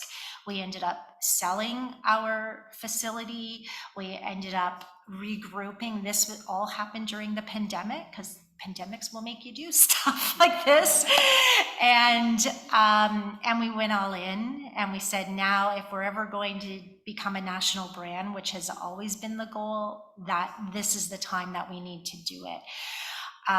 So we did another pivot, you know, and now we're in this whole new game as a national brand where we're back at the beginning, really. I mean, it's a whole different level, and I bring with myself a whole bunch of learning and knowledge. So I feel much more confident. But we're back at, you know, this is a new space for us to be operating in. Key to our growth too has been, like I said, networking. The people who have helped us get to this place were key individuals that I really don't know how it happened, but we've been really lucky that we've attracted people. People have wanted to work with us and be a part of the Pasta Tavola family. And they've been very pivotal. Like, they just happen to know that person that would allow us to, you know, that would hook us up with this person, and then that person hooked us up with this person. Like, it literally was like that. And how else we did it, you know, it was keeping our eyes on the prize and having confidence. That a mantra we always go back to, my sister and I, is like, someone is doing this, why can't it be us? That's really, and it's like in those crappy times, because we all know, right? That is what we go to, because someone's doing it, and there's always a solution. So that's it. Yeah. Perfect. And Tina, you've scaled up a couple of times. You've gone, well, actually, I think a few times, because you've gone from your apartment to your parents' home, and then your parents' basement, and then your first warehouse, and now into a second larger warehouse. Is that correct? Yeah. So each time that you've scaled up and you've had to make those investments, did you find it was a scary experience? Was it exciting? How did you deal with the risk involved in scaling up each of those times? At first, the risk, I didn't think about the risk because it was just growing so fast that there would be boxes in my bedroom, and then I would just need to move out. But it wasn't until we were moving into our second warehouse, I had a little bit of time to think about it more, and I was like, oh, we gotta pay more rent, and that decreases money for this and for that. And what was the question? Every time you scaled up, so, you know, it's, you know, obviously physically in the warehouse, but also you've brought on more and more staff, and so now you're responsible for somebody's livelihood, you know. Yeah. So each time you scale up, whether it's to a bigger location, or to invest in more new machinery, or new equipment, or new people, it's a risk, and so people thrive on the excitement of that. Other people find it a very difficult and scary time when they decide to do that. I was just wondering how you handle that. Okay, so how I've handled that recently, before it was just go, go, go. So I didn't have a chance to even feel the risk or the scariness of it all. And then when I did feel it recently, it was when I was away on a trip, and then I started to calculate things in my head and get really nervous. And then I just had to make like an organized list of more where things were going and what I was spending. And you probably should do that, but I don't do that often enough. I started to just organize more and be more aware of the purchases I'm doing, and be more aware of I am supporting other people now, and just to be more proactive on that. Just to add to what you're saying, like I think one key thing that we've learned is that knowing your numbers, really, like knowledge is power. So if you know what's the pulse, if you have a good sense of the pulse of your business and you know where your numbers are at, you're able to make decisions, right? And those decisions, it might be that this is just not sustainable and I'm going to hedge my bets and not move forward, and that's okay. But at least, and that took us a long time too. Our second reiteration, that was what we focused on, is really getting those basic things so we understood everything, like our margins on everything, so we had to cut out products, we had to do the whole thing, but it allows us to now be able to make informed decisions instead of just on an impulse, like, oh yeah, I think we're making money, other than just, I know I'm making money and this is going to succeed. Now, Shamsa, your business, development of new products, and you're mostly online. I understand you don't have any retail hours. Is anybody retailing your products? Yeah, so I'm only in a couple of places. I'm at Harlow Green in downtown Kingston.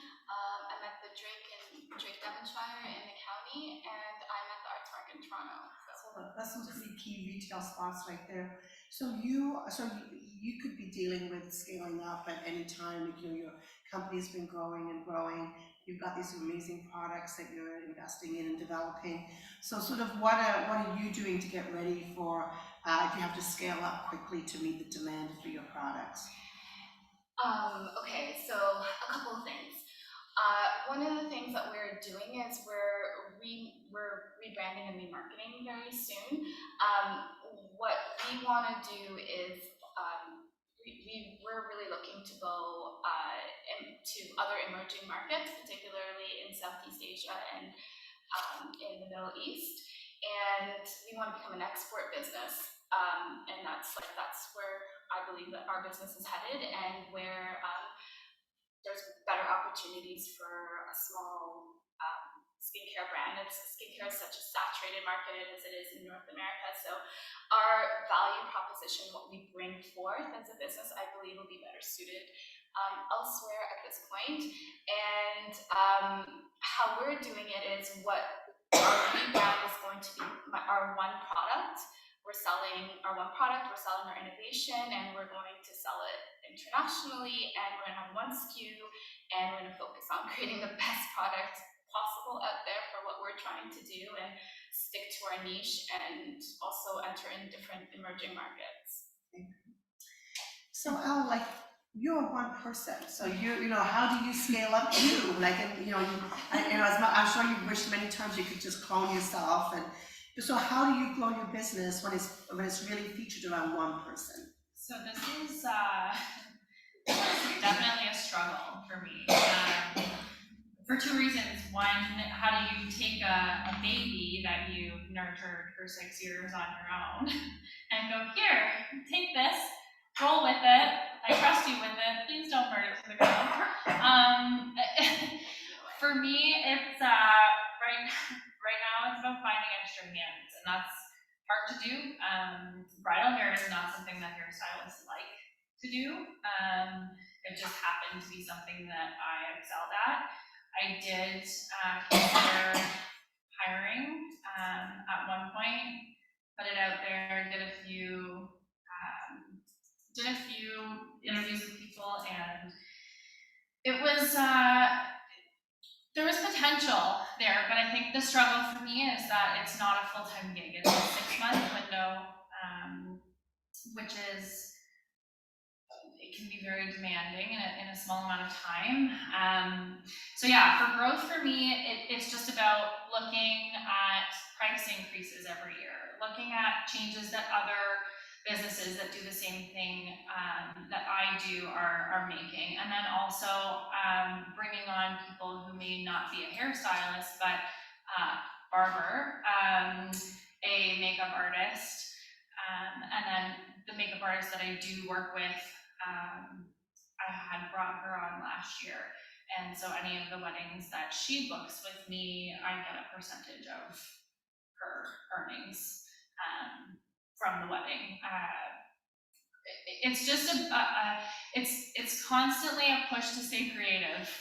We'll put it that way, and to keep talking and making sure that, you know, I am going back to those relationships that I've created and looking for ideas and having those open conversations with those people, because we're all kind of all the bridal hairstylists that I know, some of them have a team, but for the most part, we're kind of a one-man show.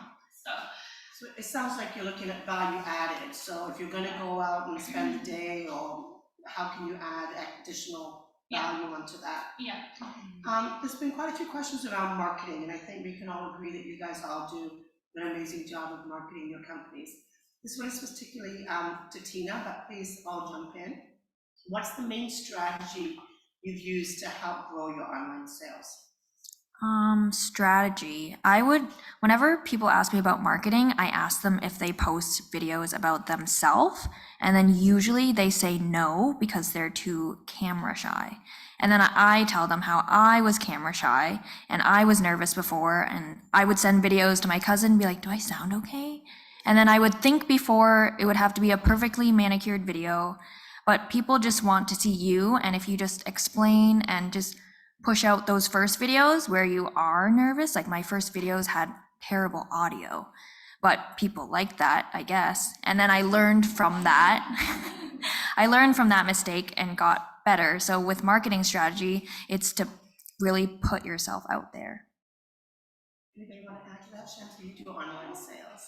Yeah, for me, it's been nurturing the community of people who have previously bought from us. So we do like a lot of email marketing is really big for us. So we do reminders.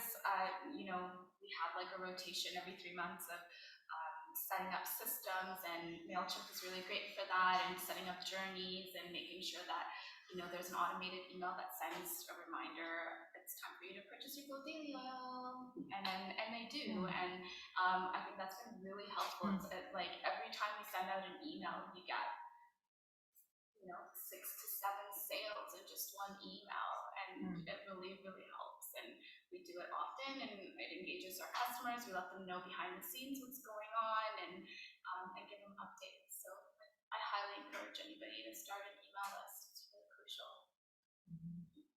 Any questions that have come up in the room?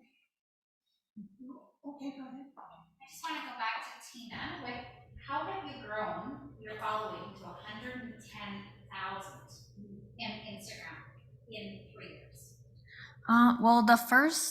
We did start at 0. And then when I first wanted to grow, I did giveaways with other companies to like spread the word more, and that helped growing.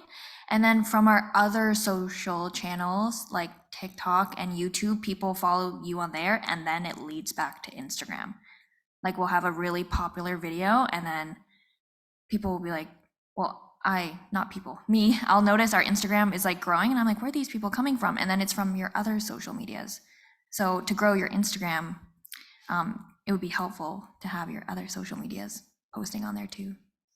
So you're linking all of your social media together, so it's all creating that sense. And I know for many people, many business people, they don't know, should they be on Instagram? Should they be on TikTok? Should they be, you know, where should they be? But it sounds like you're saying they should be everywhere. Yeah, you should be on it all. You don't need to sleep, just get up there and start posting. Did anybody want to add anything on marketing before we go on to different topics? So, you know, we are in pandemic recovery right now. I mean, this still continues to be a big challenge for some businesses. And the pandemic did not affect all businesses the same. Some grew during the pandemic, some shrunk, some continue to have challenges. The 3 major challenges ahead for small businesses that I've been told is number 1, workforce. Finding those workers that you need to help you grow your business, and the conversation on culture and looking after your employees is great for that. The second one is the adoption of technology.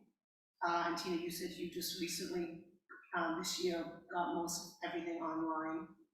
Now with your scheduling and things like that. And then the third one is supply chain, and Shams, if you talk to that, and I know lots of businesses are still having products, and if anyone's been into a pharmacy lately, you can see the empty shelves. Their supply chain issues are very, very real. So those are the three big challenges facing small businesses as they move out of this pandemic recovery and going into 2023. And we thought we'd still be talking, pandemic at the end of 2022. So out of those three items, what do you think is going to be your biggest challenge in the months ahead? Tina, start with you. I already had a challenge. I struggle managing my supply chain because that wasn't my background and not great with numbers. So we have a sold out product right now, one of our tote bags, and I only just realized there's 2 left, and then I ordered more, but they won't come till next year. So I'm just struggling with balancing our inventory properly, managing like when it sells out to get more. But with scrunchies, we can just make more. So I think that's why I back off on ordering so much. Okay, so supply chain is your biggest challenge right now. Victoria, what about you? Well, we fundamentally changed our business model so that we could mitigate our risk around labor. So we actually work with co-manufacturing companies across Canada. But of course, they have those issues, so it does impact on us. But I think our biggest thing right now, I mean, food has been a really difficult industry during the pandemic, right? Supply chain issues. And I think the thing that I find really remarkable is we're a small company, right? But big world events have huge impact on our company. So, the war in Ukraine is, I think, like 98% or something ridiculous, a high percentage of the semolina flour, right, of the world. So that I'm a pasta maker. So all of these things have an impact, right? On tomatoes, there's a drought in California, and some of our tomatoes come from California right now. So we're shorted on our tomatoes to create tomato sauce. So, so yeah, these are challenging times. So I would say definitely supply chain, and then freight, getting your stuff across. So all of these things have had an impact, but so we'll see. The way we're looking at it is, it's like you take it a day at a time, because you just don't know. And we're a small company, but the bigger companies are having exactly the same issues. They're just bigger. They can weather the storm maybe a little bit better, but even some of the bigger companies are not making it. So. Shamsa, what about you? Do you see any of those three items being a challenge for you? Yeah, both Tina and Victoria. One is, the managing of the supply chain, which has been incredibly difficult because each one of my products, like the one Goldilly oil has like 7 different oils, and they're cold pressing from certain manufacturers, and each one product has several ingredients that I have to source all the time. Which can be incredibly taxing, and setting up that inventory system as well, and hiring. For me, we have 2 seasonal people that come in and help us out, and I have a lot of students. So 6 students that I work with, and managing their time, their expectations, their projects, what they want to get out, and catering to them as well, and making sure that it's a beneficial relationship has been kind of challenging. I'm not as well very good at being a leader, and so that's been a big learning curve, is how to manage people. Al, what about you? Are you having any issues with getting supplies that you need? Yeah, there's a bobby pin shortage. Is there really? It's, I'm not gonna lie to you, you'll find them at Shoppers Drug Mart. So for people don't know this, or that don't know this, there's a store called Cosmo Brush for hairstylists and estheticians and whatnot. You have to have a license to buy it from, but I'm used to buying bobby pins by the 500s in boxes, probably this big. in various colors, whatever I need. And like I can walk in at any given time, grab 10 off the shelf and be like, great, I'm covered for wedding season, / 2 months, depending on how busy my season is. It's been really, really tight to try and find that supply.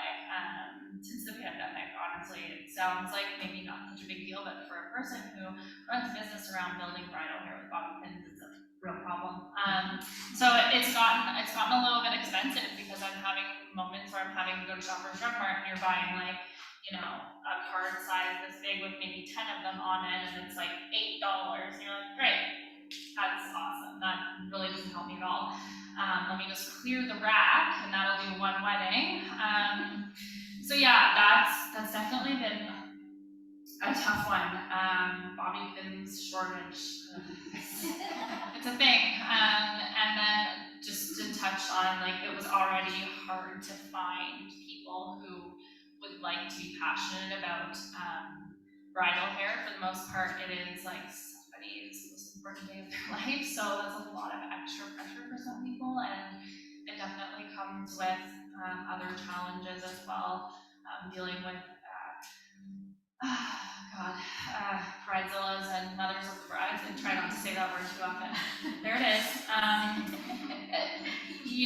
Finding those people is already hard, but finding them now is even harder. So, Actually, Ally, you're making me laugh, but actually you made me think of 2 more questions for you guys.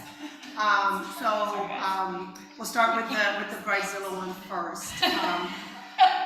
One of the things that's come out of the pandemic is people's expectations are no longer reasonable. Like they have some expectations, and I'm hearing it from hotels, from restaurants, from a variety of places. The customers their expectations are up here, and the reality is, that business is dealing with supply chain issues, they're dealing with staff shortages, they may not be able to get a table of 8 for you on a Saturday night in their restaurant, because they just don't have the staff to do it, even though the restaurant is only half full.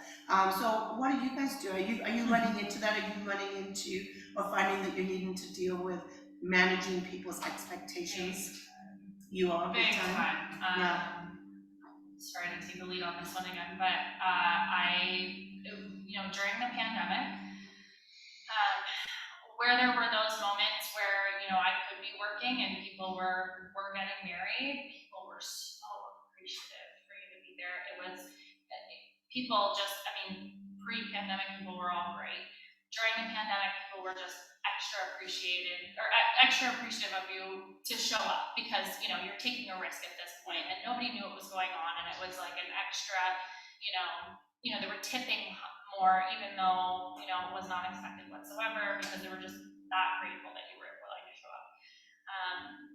Now that we're coming out of the pandemic, for whatever reason, everybody thinks that you owe them more than what you are willing to give. Let me tell you that.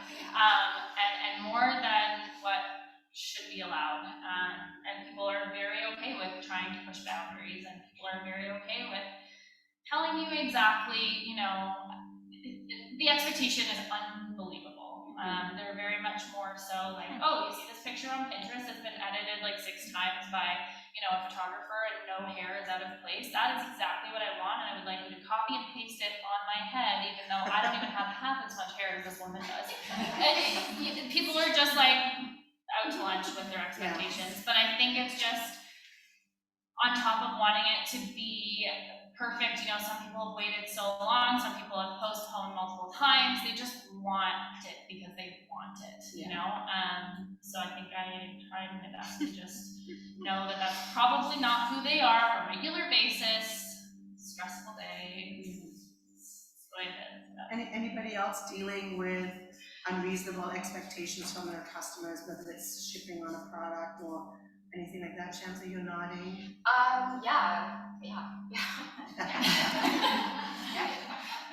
I'm getting the thing that people are a little crazy right now. It's Tina or Victoria, anything you want to add about dealing with managing people's expectations? I don't know. I think what I've learned, I didn't know anything about service industry or anything, but I have such a respect I think now, having been in the business for people who are in business, right? And I realize that behind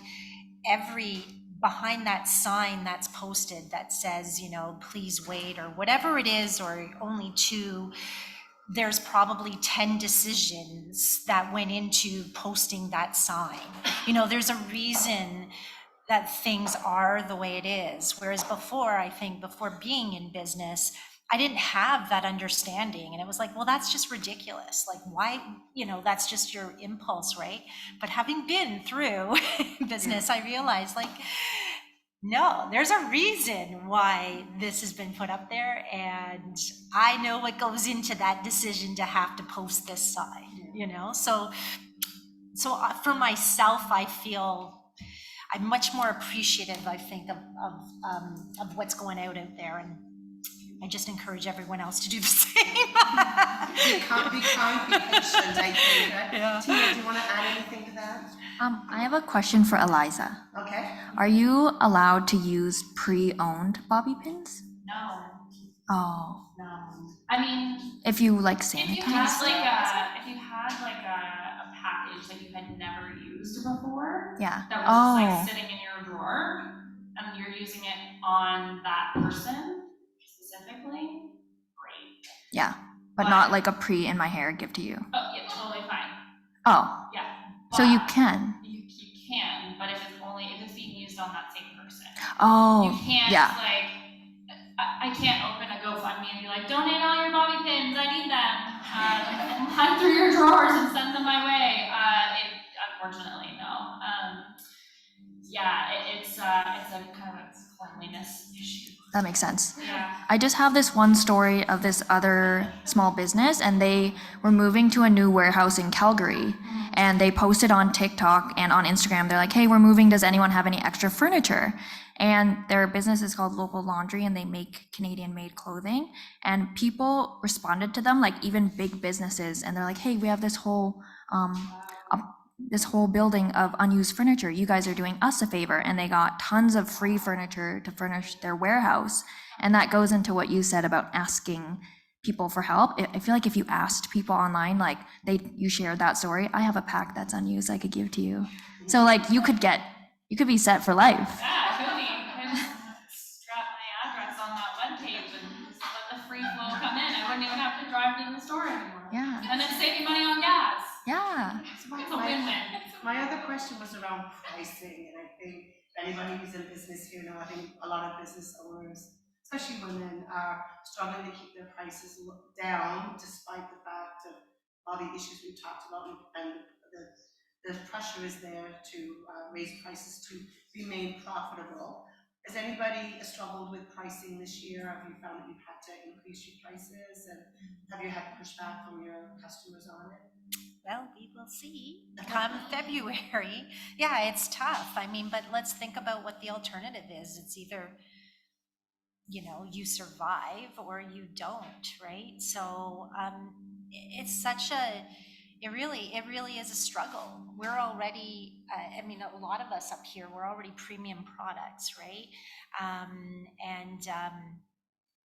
So to have to say now I have to increase 20%, the cost of my product, like we're going to see how that goes. I mean, we have the advantage that everything is increased, so that's good, you know, but I have no idea. But you kind of have to step back and, you know, we've talked about, like you were saying, you know, you have this baby, but at a certain point, and I remember like psychologically just turning where it's like, you have to have this distance from you have to be able to analyze your business without that emotion, which is really tough. But pricing is one of those instances where we were like, it's either us or, you know, like we go down or, you know, we put it out there, and we'll cross that bridge when we need to cross it, you know? Chelsea, you're nodding your head. Yeah, no, I feel everything Victoria just mentioned. Yeah, pricing is incredibly difficult. I mean, when I first started, it was a self-worth thing. Like, oh, can I charge people like $37 for a cleanser or whatever? And I like, you know, had to like wrangle with that for a long time, pricing, making sure I was profitable and doing my the numbers, figuring out time and when I put it out there. I mean, we started in 2020 pandemic, and it was a great time. It was like, I miss those days of online sales where, you know, you didn't have to do much and you get orders and we were always busy. But now it's a struggle. I mean, we are luxury items. We have to, like, you know, and you have to kind of be up there and keep people interested in why to purchase from you instead of the drugstore, and, you know, make sure that you're offering something of value to stay relevant. And yeah, price increases are very, like, they're hard. We haven't had to do it yet. We will. And again, we'll see what happens. But we need to stay afloat and to survive. And the way we are gonna mitigate going forward is just having less products and just like streamlining and being lean and doing one thing and doing it really well. Tina, did you guys want to add on to that? Yeah, I mean, price increases are kind of something that I was doing anyway pre-pandemic. Every year, as my skills get better and as I become higher demand, the way I kind of deal with it is I pay attention to those people that do the same job that I do, that I have built my community with. We all have very open conversations. Okay, what are you gonna price it at? What are you doing this year for your pricing? Like, and I always scale myself somewhere in the middle. I never want to be too much. I never want to be too little. And yeah, it's a struggle. But it's just something that has to happen for me, especially because I'm a one-man show. Mm-hmm. So. Yeah. Tina, anything you want to add? Well, one of our biggest, if we ever get negative comments, it's always like, why is it so expensive? And like $20 for a scrunchie is, and to me, sometimes it does sound expensive. Maybe I shouldn't say that. But then we just shared nicely, like, we're a small business. We have to pay for our website and our people and our time and our snacks and our products and material. And then they kind of understand. But now, luckily, other people defend us for that as well.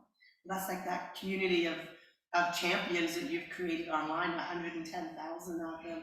Who's going to go against that little army, right? So we are going to wrap it up. I want to thank everyone for being such a great audience today. And to our speakers, I'm going to leave you with one final question.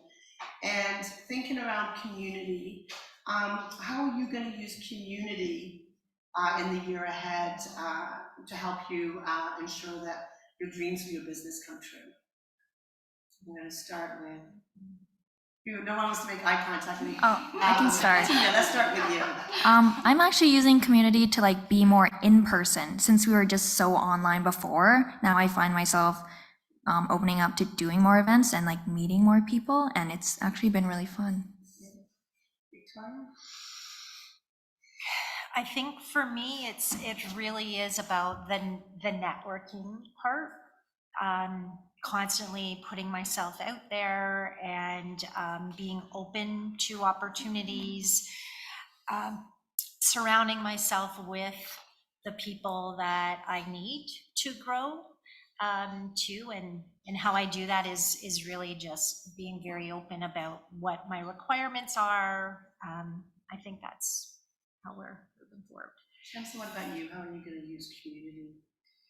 I think that I'm gonna use this time to like receive better, and you know, I've nurtured a lot of relationships, and I have a hard time receiving help too, like how I can just like be a little bit more chill and allow others to kind of take lead and not be so much at the forefront, and just kind of step behind and not maybe just let go of the grip a little harder, and so that I can allow more community and more people to help shape the business. That sounds good. I think now that we are in a place where everybody's feeling a little bit more safe to be in person, it will be a lot of, as mentioned before, it will be a lot of networking. I haven't done any like creative work lately whatsoever, so I'm already starting to get into conversation with vendors I haven't worked with to work on more photo shoots, just to boost that passion again, and yeah. Very good. All right, any last thoughts? Anything that you would like to say before we close out today? No? Okay. Anybody? Okay, I think we've covered everything. So please join me in thanking our panelists for today.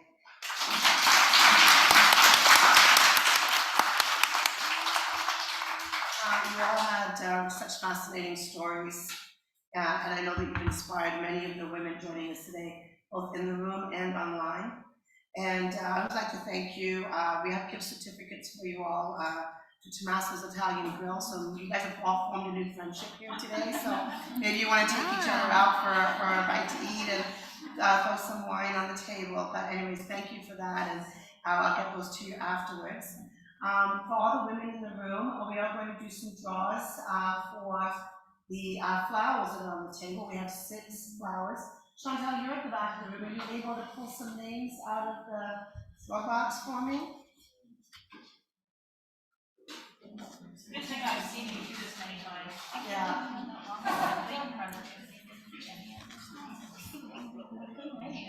Hey, Lorraine O'Quinn. Okay, Lorraine is 1. You have 6, right, Jen? 6 bunches of flowers? Dawn McIntyre. Okay. And these are all from Blush Flow in downtown Trenton. Amanda's already left, so she's not left. Okay. Cindy, I can't say your last name.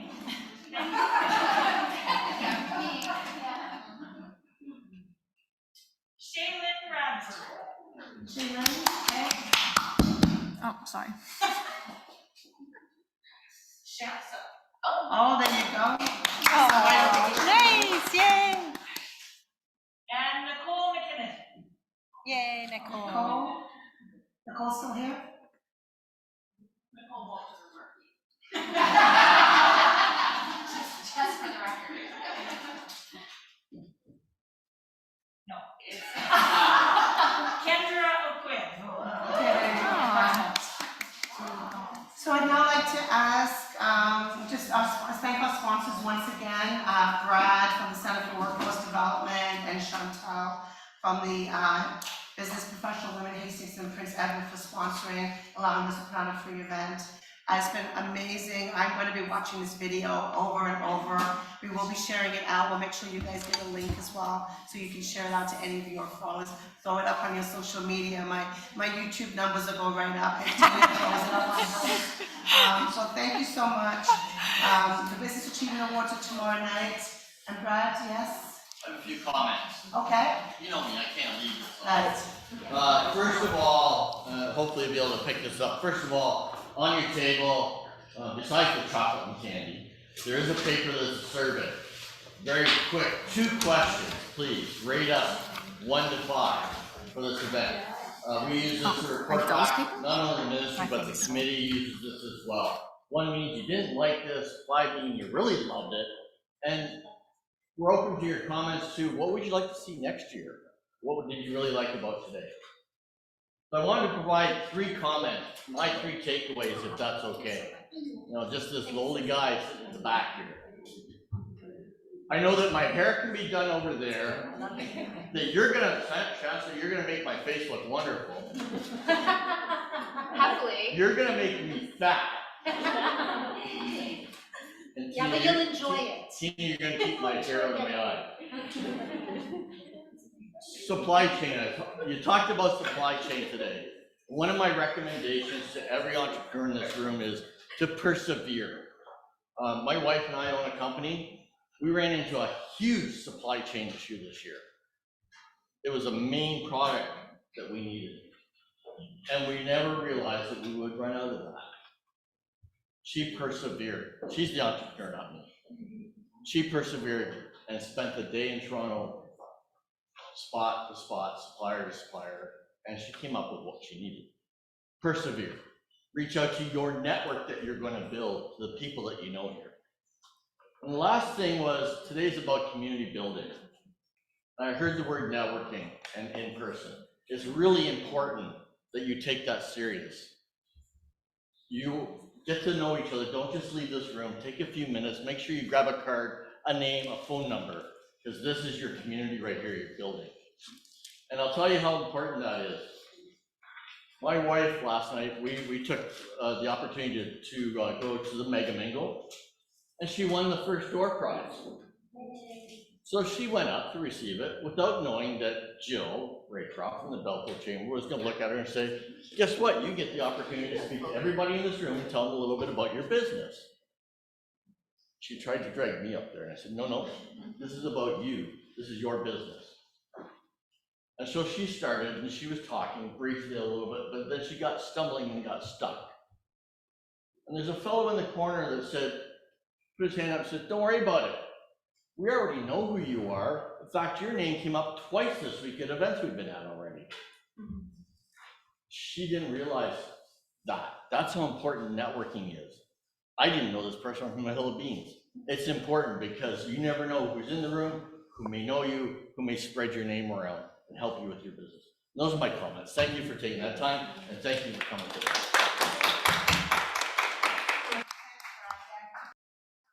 Great, it really helps us to make sure we get funding for next year's women's event. Jen, the food is still out in the lobby there. So if you want to do a little networking around the charcuterie board, please feel free to do that. Grab a plate, take some home with you if you have someone at home that needs a little snack as well. Tina, you can load out for the crew. Okay. Okay, thank you, everybody.